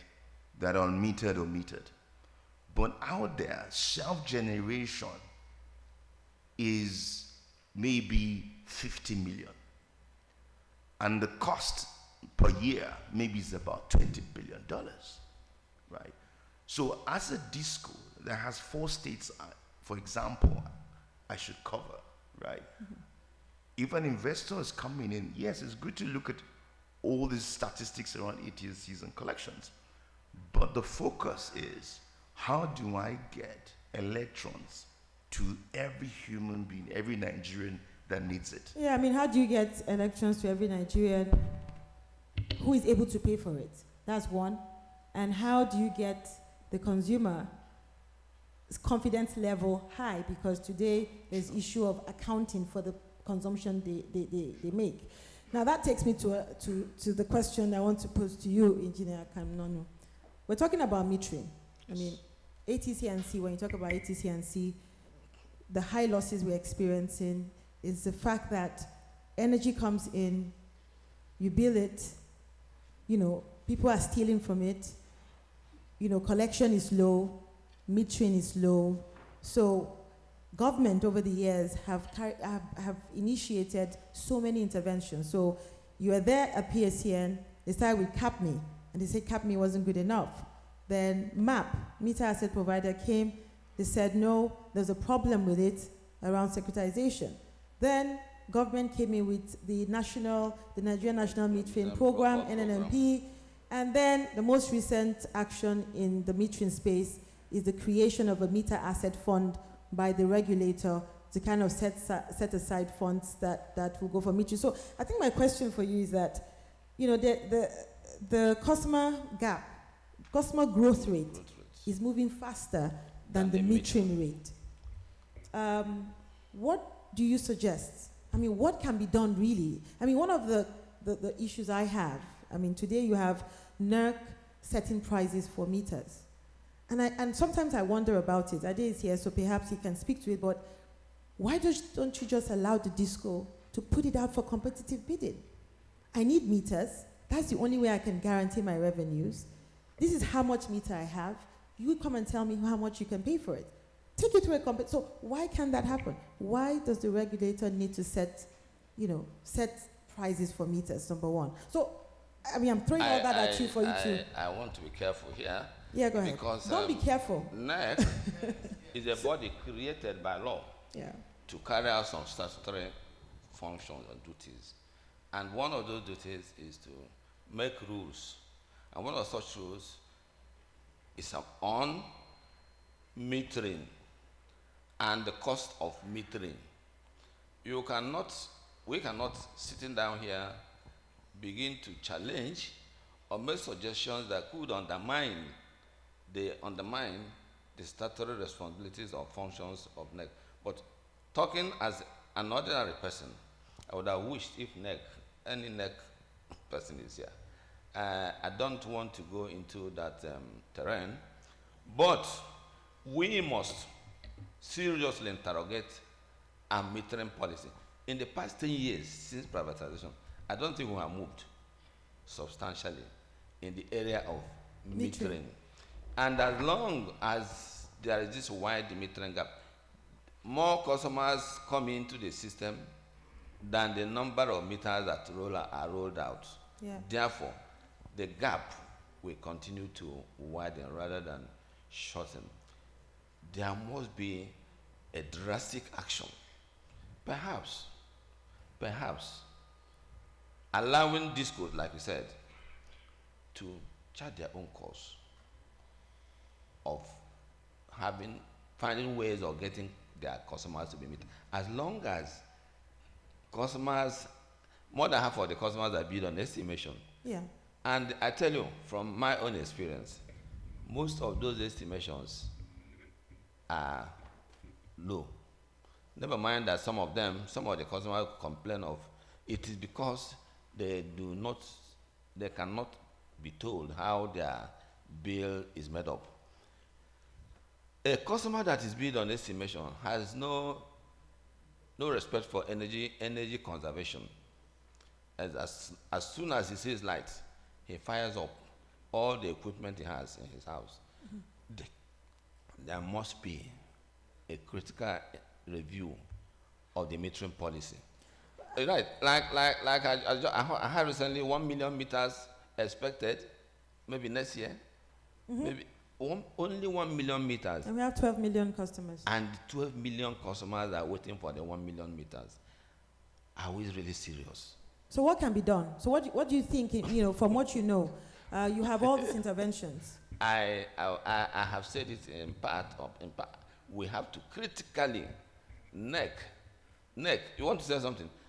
Allow me to finish. Mm-hmm. The metering policy, which focuses on centralized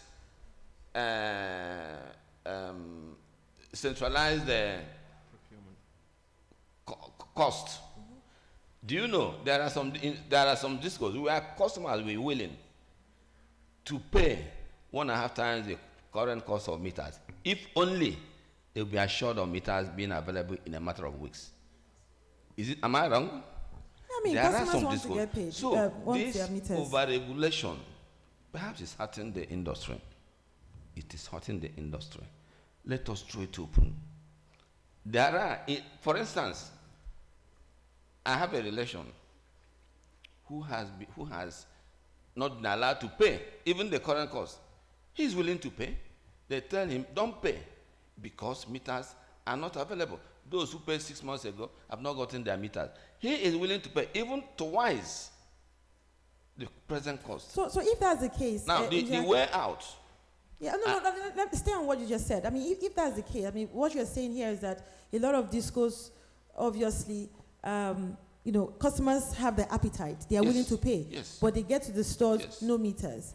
Now, as a disco, you know that is the only way to guarantee your revenues. Yes. So why is there no active push to get their customers meters? Some argue that estimated billing is an easy way for them to get money, but in my analysis, you lose more on estimated billing. They lose more. Exactly. They lose more. I can tell you because I was a player.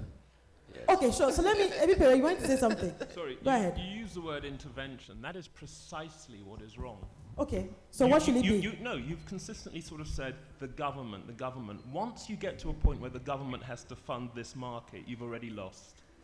I don't disagree with that. But it's an intervention, isn't it? No, but that's the problem. Okay, so you're saying that government shouldn't be intervening. The 2013 privatization was about private sector management and private sector funding. Yes. As soon as we didn't get private sector funding, it failed. So what we are now talking about, if you're talking about intervention, is you're talking about continuing the failure. The real essence has to be, how do you get private sector capital back into this market? Totally agree. Otherwise, you can do interventions and everyone will like it and there'll be centralized procurement and we'll be buying 1 million meters every year when it's growing at 2 million customers a year. And that is what we're going to get. So if we keep on using the word intervention, we've already boxed ourselves into a hole. But my use of the word intervention is not that is what should happen. I'm saying that there's all this intervention in the market. No, and you're right. The problem. I agree with you. Government intervention or the aid that keeps coming from government is not helping the market. So we need to Government fix intervention, as was said, it always comes after the fact. Okay. So you've already incurred the debts and then the PAF comes in. You've already made it. You need a system, as Ade was saying, where the person comes in who's prepared to put in his money and he needs a line of sight out. Yes. Okay? So that is what the whole discussion should be. How do we remodel Nessie to whatever in such a way that a new investor comes in? And let me reiterate, there is a big difference between a disco failing for its investor and a disco failing for the market. And this goes back to the point that I was saying. If someone comes in and says, I want to buy 60% shares of a failing disco, they've added no capital to the market. So all these 5-1s where you're just changing shareholders has made not a single difference on the balance sheet of the disco. So the focus really should be how much can come in to invest in the The focus needs to be how do you recapitalize the sector. And in order to recapitalize the sector, there's going to have to be some very hard decisions. Such as? I'll say it in my discussion tomorrow. Excellent. So that's good because that will make everyone come because I'll be here to listen. So now let me open it up to the participants. I'll take 4 questions. Let's see. Where do I start? Okay, let me start from my left. The first speaker. So many people want to ask questions. That's interesting. Pardon? Many people want to ask questions. Yeah, I mean, that's it's an interesting topic. Yeah. Disco is where things are happening.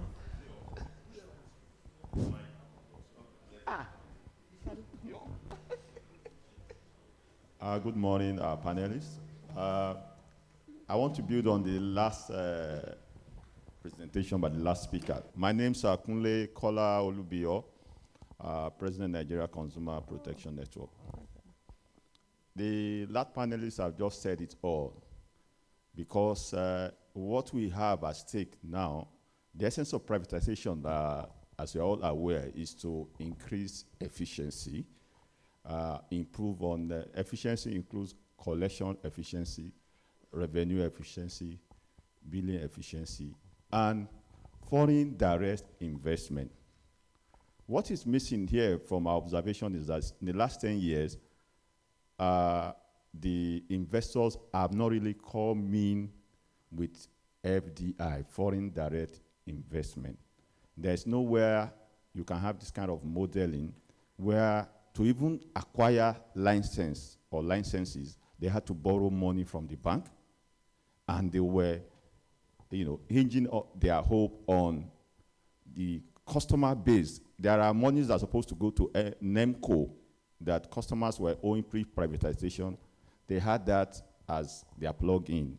Then what the last speaker equally said, the difference between a failing disco and how did he put it, the other expression? Yeah. And a failing investment. And a failing investment.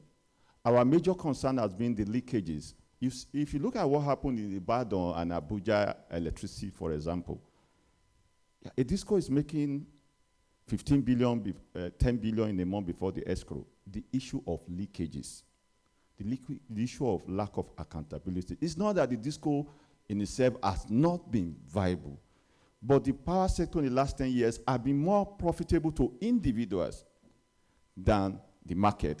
Thank you for your contribution, Mr. Kunle. That's a contribution. Thank you.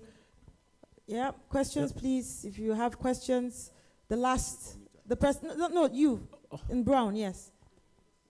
I'll come back to you. I just want to take one on each aisle, then I'll come back. Good morning, all. My name is Abubakar Gwadebe. I work with Transmission Company of Nigeria. I want to thank the presenter for the wonderful presentation, and also all the panelists for their insightful and knowledgeable discussion. It's very enlightening. I just want to say this, please. I have been involved in the preparation of PHCN record books, that is reports for every year. I think from year 2020 up to 2013. Before even after, that is December, after the privatization. I want to say something about the losses, ATC and C. ATC and C, sorry. Losses, technical and commercial, has never reached 40% from all the books. But it is glaring from what the presenter presented. An average losses, ATC and C losses, average, either statistical or simple average, has exceeded 45% every year. So the privatization was done to, as everybody said here, to increase efficiency of the operations. Then, it has never reached. And I believe collection, as it was said here, before all the waterfall and before 2020, collection and remittances has never exceeded 50%. I think it's barely around 33% or so.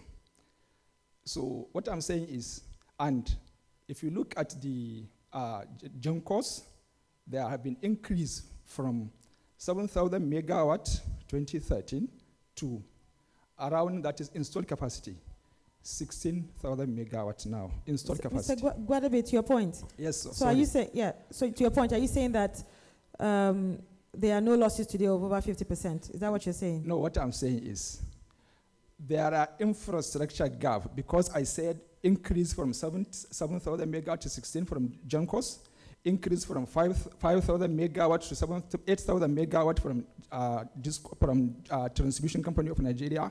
But Discos have only increased infrastructure from 4,000 megawatt to less than 5,000 megawatt up to now. What I'm saying is this infrastructure gap, we can, as the panelists said, attract it from other view.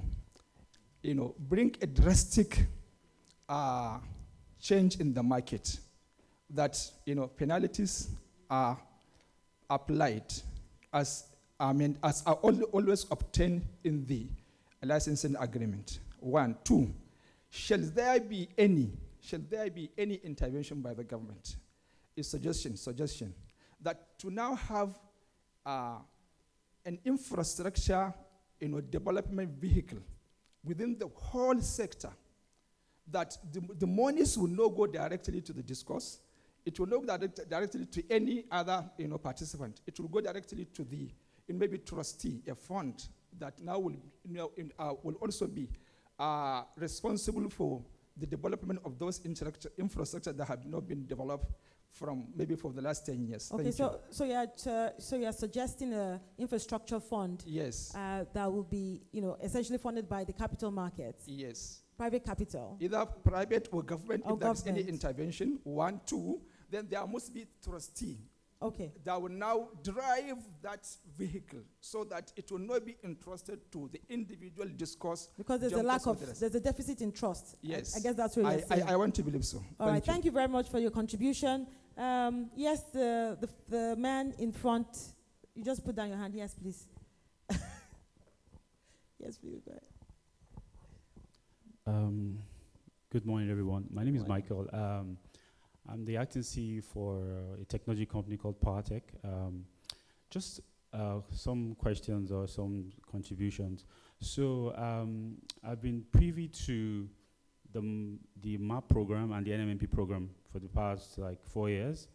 And in that period, we're able to deploy at least 2 million meters into the space, right? But today, looking at the presentations and what things has been happening in the sector, we've not seen a reduction in ETC&C losses, right? So, and the question is, why is that? And one of the things I found out over time was that a lot of discos have meters from different OEMs, but the meters are smart ready, but there's some opaqueness and there's no transparency. You don't even know what's going on with those meters. So I've injected 100,000 meters into my low voltage distribution network. Those 100,000 meters have a couple of OEMs and they need to be integrated into my platform so I can have transparency. I don't even know what is going on, as in the huge customers are still stealing power. So in certain rooms, we've put forward some kind of position paper to say there has to be you have to make it a compliance case for low voltage distribution monitoring, because when I mean low voltage distribution monitoring, so from your feeders metered, your DT transformers metered, and your customers metered. So once you have the architecture, feeders metered, the DTs metered, and the customers is metered. If you're monitoring your DTs, today there are grid monitors that does what you call load balancing. So load balancer essentially tells you, I'm the DT, I've sent 10 megawatts of power to some customers, and they consumed it, but they vended 9.2. So with that, it tells you that 0.2 is missing. So essentially what you're saying is that it's energy accounting essentially. Correct. So you need to put meters along the entire chain. Correct. So to account for your energy. So that is important. So having some kind of intervention funds that pretty much just takes a sample to say this feeder, this DT, this customer, just meter, and just have that. So that you just heard one of the panelists say that we should not talk about intervention. So you don't agree with that? Okay, you so feel that government should keep No, not the government, right? So there's a 500 million USD. The World Bank. Yes. So of that, I think 150 million is for meters, and there's a 350, right? So that 350 is supposed to be for keepers improvement and all that. But of course, I know there's some CPs to be able to draw down on that. So I think it's an opportunity to use that for LV distribution monitoring, because once there's opaqueness, once there's no transparency, and there's no single source of truth, there's really nothing you can do. Thanks Yes, very much for your contribution. I want questions, please. Questions so that we can get our panelists to speak. Engineer AJ, please. Question, so that we can fully utilize our panelists. Yeah, thank you, everybody. I am forced to talk on this ATCNC because I can see disco gurus seated there. And in 2012, 2013, every disco was given the chance to churn out what he believes is the ATCNC. People who can go memory lane who believe that some people argued that the last C should be cancelled, which is collection loss. Because if you are selling something and you didn't collect your money, the problem should not be brought back to the market. But the eyes had it that collection loss should be included in that whole gamut of ATCNC. Now, what did the regulator do? The regulator gave all the discos that free chance. Some people came out with a 56% ATCNC. Some people 60%. What does that mean? You are giving 100 megawatt and you sold only 40 megawatt and 60 is lost. So that assumption is taken. But then the solution is what? Investment and metering. And every disco was given that chance to say, okay, how am I going to reduce this loss time bound with investment? This is why we are here to say this thing failed. What are the solutions? This platform is to churn out what are the solutions. If the discos could not meet up to their commitment since 2013 and up till now, the ATCNC is still rising. What happened? There was a regulatory failure. How do we tackle this? Everybody should hit the nail on the head. You know, no holds barred. There was a regulatory failure because nobody followed up to see whether the discos lived up to what they committed at the beginning by incremental reduction of ATCNC. Up till now, we now jumped into mass, everything. Modeled it up, and you have octopus type of movement in metering. Up till now, we have not gotten it. So the question, the question, okay. Yes, the question is how do we tackle that regulatory failure that, because the schedule was quite clear. Yes. It was quite clear. Maybe you will answer that question. How do you tackle regulatory failure? Next, it has to be a question. I don't want, question please. If it's not a question, I will stop it. Is that a question? Oh yeah. We have 10 more minutes on this panel and it's over. Let him have. Please just. Good morning, all. I'm Professor Henry Ogiri. I will speak not as an engineer, I'm not an engineer, but as a concerned participant. Is it a question? A question, yes. All right, please, go ahead. Make it short. Now, I have interacted with the discos, like the Port Harcourt Electricity Distribution. I work with River State Government. And I've also interacted with consumers of electricity. Now, I have been wondering, why will there be a situation where meters will now have to be reset to read zero when there are actually, consumption that has happened in those meters? So something is happening, something is wrong, something is not being addressed. So my question is, in clear terms, what are those critical factors that have made the discos not being able to make profits? Because the discos are crying they can't make profits. But they are operating. People don't have electricity in their homes. Electricity is not being supplied. Even when people use, they are not being accounted for. In clear terms, let's this panel come up with what are these factors that are inhibiting DISCO's successes and what are the solutions to them? Jose, Thank you. Jose, you're on the, Jose, you are there. I'd like you to answer this question so that we can hear you speak. The last person at the back, very back. I have the last person and then yourself and we're done. 2 questions. Okay, no, there's a lady. I mean, there's a lady there. So sorry, sir. Please, can we do ladies first? Thank you. Go ahead. Thank you. You finally saw me. Thank you. Sorry about that. Go ahead. Okay. My name is Mariam Shehu. Yes. I'm an oil and gas professional. I retired from Total Energies. I've listened to the panelists, and it's worrisome when I heard about the ratio of meters to customers is quite low. And although I'm not a technical person, but I was just thinking about the possibility of mapping more than one customer to a meter. So of course, this is like thinking outside the box and having a kind of configuration in the metering system. Maybe not what we have now, but something where you can have multiple, maybe 2, 3, 4 customers. Are you suggesting something meter. or asking a question, Miriam? It's a question on if this is possible. Okay, if that's possible, okay. Yeah. All right, so Engineer, come on, you answer that question. The last question, please, before we go. The last question, there's someone at the back. I'll take your question as well. The gentleman in front. Hello. The last one, yes, go ahead. Good morning. Your question, please, not comment, yes. question. My name is Lucky Akpobi, PhD. I'm the head customer service, Jet Thank you. PLC. Okay. For the past 10 years, customers still see electricity as a social amenity from government. Mm-hmm. And I've not seen any government functionary or agency that's supposed to be responsible for information dissemination to customers on the need to say this business is now privately owned. It's no longer under government. So we need likes of the NOA to be part of this panel so that they will tell us what they've been doing for the past 10 years, educating customers on their perception going towards the private arm. Thank you. Excellent question, by the way, because, yeah. Erabo, I would like you to respond to that. Talking about, how can we change this whole idea of seeing electricity as a social good, rather it's a commercial commodity, isn't it?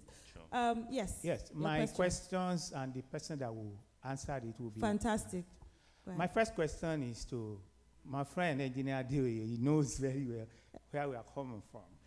Why is it that the revenue generations of the DISCOs are microscopic? Namely estimated billing.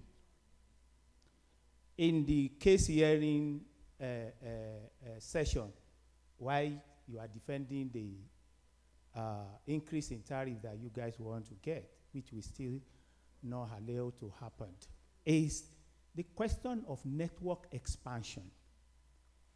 Every DISCOs, when they were 11 in the private hand, and now that there are 7 of them have even been taken over, no DISCO, even at that case hearing that I raised it up, none of you talk about network expansion.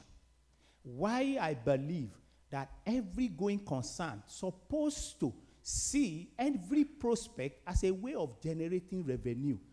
But ever since in the last 10 years, DISCOs have been regimented to an existing customer in which they use estimated billing to trample down even their pocket right. Why is it so? I think my second question should have gone to Mr. Guerra if he's still on. He says some things about the cost-reflective tariff. That's been the language I've been hearing since the last 10 years. And I have a chronological of events that guides that. In 2016, when they want to increase the tariff, and some of us from the consumers advocates stood against it, they said it is cost-reflective tariff. One way or the other, they got their way. We went to court. We won. The government failed to respond to the rules of the court. But that is not my question. They said it is cost-reflective tariff. And at the end of the day, the tariff was approved for them. The cry has still been that they are not getting money for what they are selling to us. Then come the service-based tariff. As at that time, when they brought about service-based tariff in 2020, the question was that this will make you to pay for what you used. Yet, the question still remains that the customers still not get value for the services that you are giving to them. Mr. Guerrero talking about CAPEX and cost-reflective tariff or majorly tariff is the problem why the discos or the power sector industries are not making what they are supposed to make. But the fact remains that the consumer will not agree to any increase in tariff. Why the CAPEX supposed to be the premises in which the disco will ask for increase in tariff, the consumer are still bearing it. Transformer, meter, and all these things. And to your surprise, which they know, the tariff that we are paying presently and the one we have been paying, all the cost of these so-called line materials are already embedded in it. How can we pay for that which we have already paid for? Thanks very much. So that's the last question. Jose, are you on there? Did you get the questions? Talking about tariffs. Yeah. All right, please. You can respond to the relevant questions to you. Okay. I don't know how to start. I don't like I don't know if you can still see the slide of my presentation. We can only see you. No slide yet. I don't know if someone can project it. Okay. What slide number? The one that the perfect storm is slide number 4. Secretary, do you have it? Jose, could you just speak to it so that we manage time? Okay, this is the hurricane. Is the perfect storm. As I said, we are where we are not because we don't have a lack of. I wish the problem was as easy as not having a lack of a cost-reflective tariff, but it's not. As I said at the beginning, we have a huge infrastructure gap, including the lack of meters, but not even the lack of meters is the only problem at NESI. So please don't simplify only that the metering is everything about the problems in meter. I wish it was like that. Because it's easy to buy 4 or 5 million meters. It will take us in 5 years, if we buy 1 million as we did in the national mass metering plan, we will solve the problem. I wish, but it's not the problem. Yeah, it's not the only problem. We said that we have a poor performance in terms of power availability, that means gas and GENCOs, and TCN, that means also problems in reliability, quality of supply, and customer service, which involves everybody.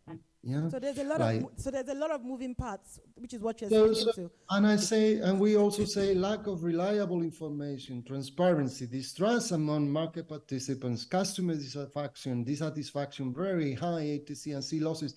The ATC and C losses is not the only problem of NESI. We have many more. We have poor governance, as you say that, Rahila. I like your intervention about the meters. We have one, then it didn't work, the other one, then the other one, and now we're in the 4th.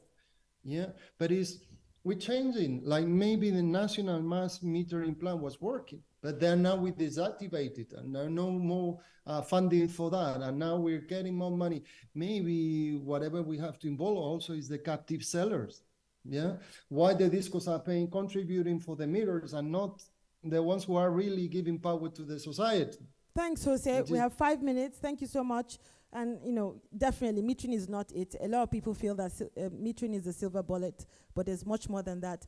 A lady talked about the comments. You want to respond to that? 1 minute, please. Aggregation of customers to 1 meter. Yes. Actually, it is one of the problems that the industry tried in the past or has been trying to resolve.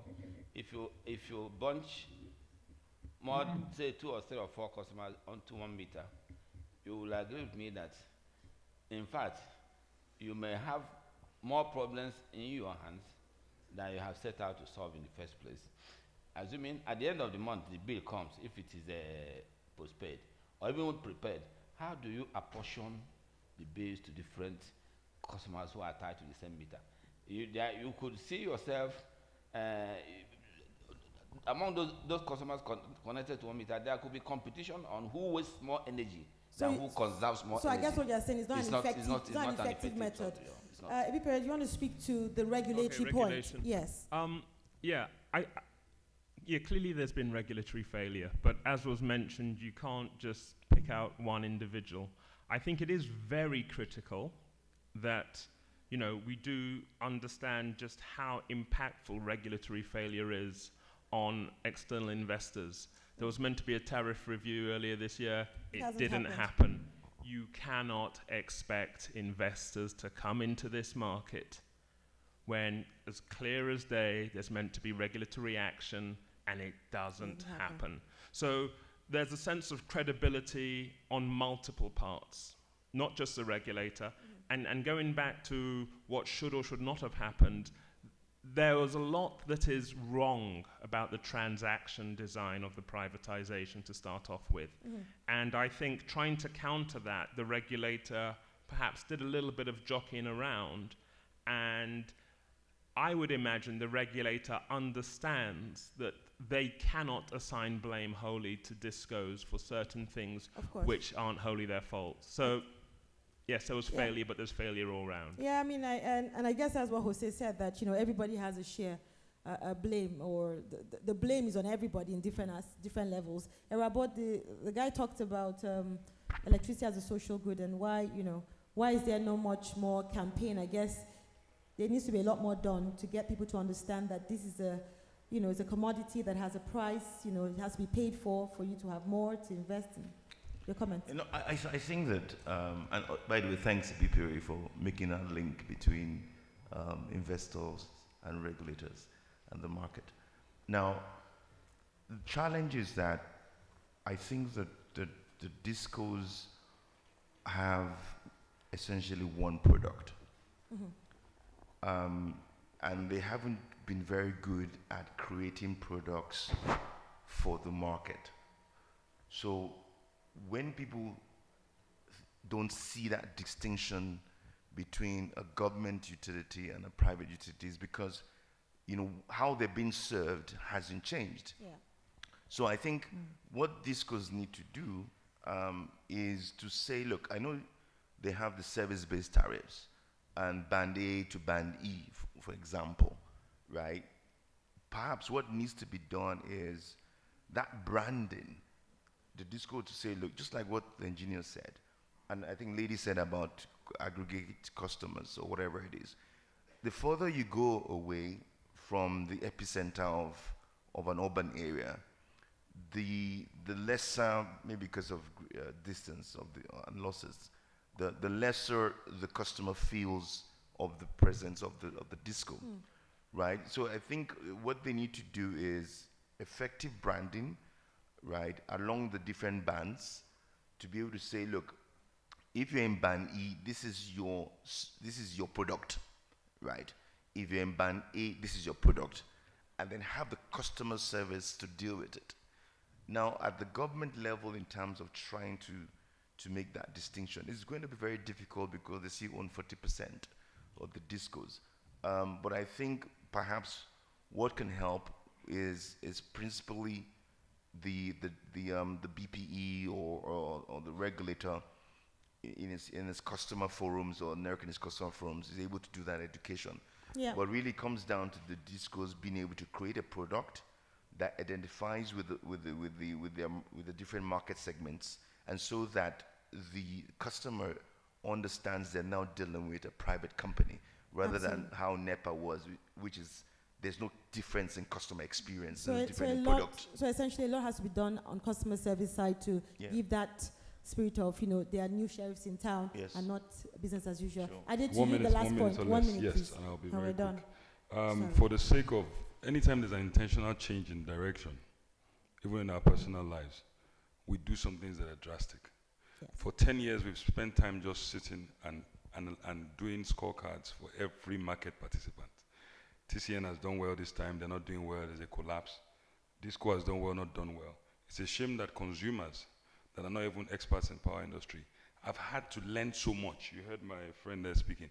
They've had to learn so much about the nitty-gritties of our business. Yeah. I use telecoms. I don't know how my phone works. But today, my auntie knows Genco, knows Disco, knows everything. So within 60 seconds, what I would say is that it's a longer conversation. So apologies if I don't answer it here. But the point we're making is moving forward, if we've kind of decided that different discos, what meters mean to discos is that they get vending, they get their revenue, they get money.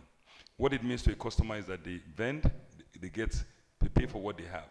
What it means to a meter manufacturer is that they have to sell above wherever it is. They have to sell above their cost, or otherwise they become an NGO. So that, I think somebody has touched on that already. So at the end of the day, I think there's so much going on in the market that I think at the end of the day, decision to move forward and how we move forward.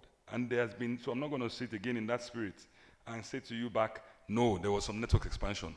But I can tell you categorically, there were network expansion projects, at least, I would say, for at least 2 discos that I worked at, ECO, and they're documented and they're there to be seen.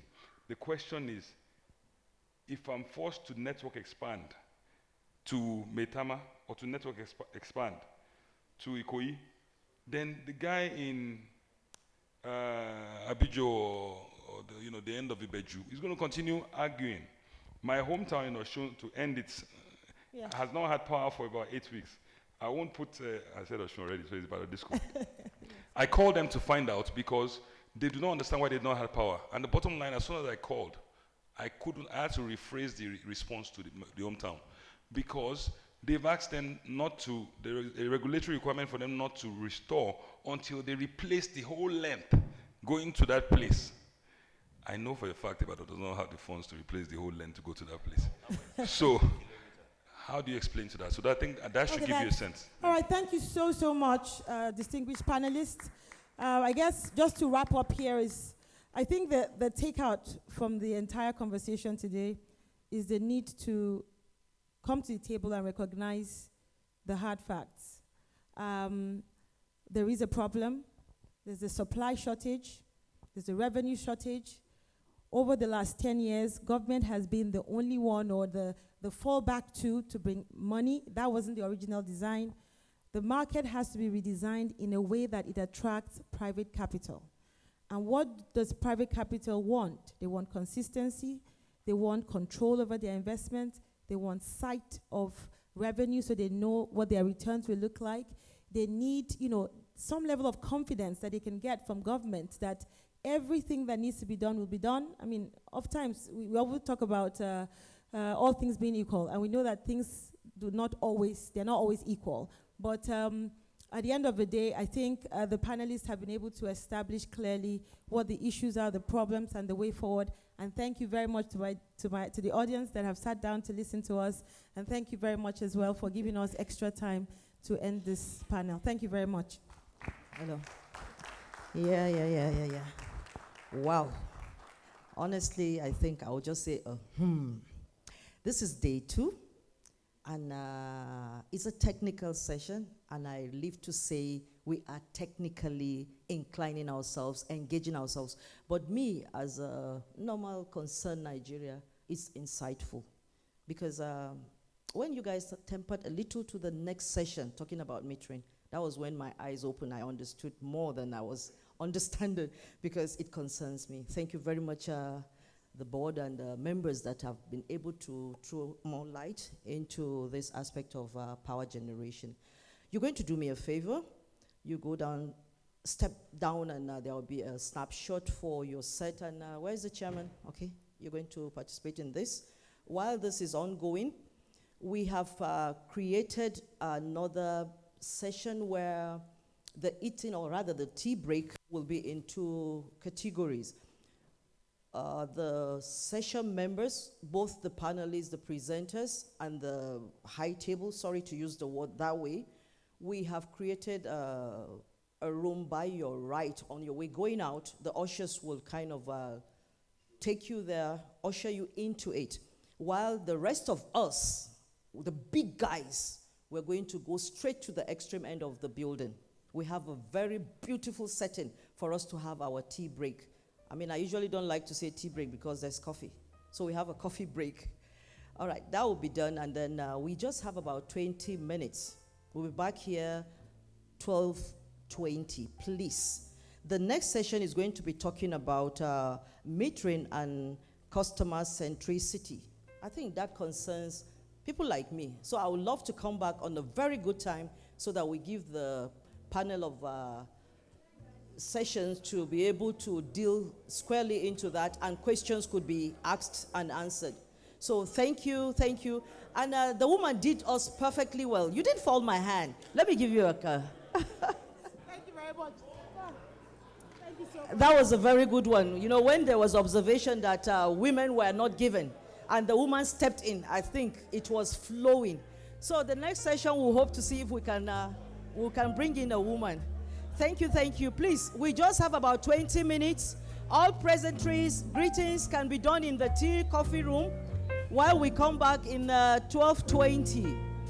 If we keep to time, we'll be done in a good time. Thank you.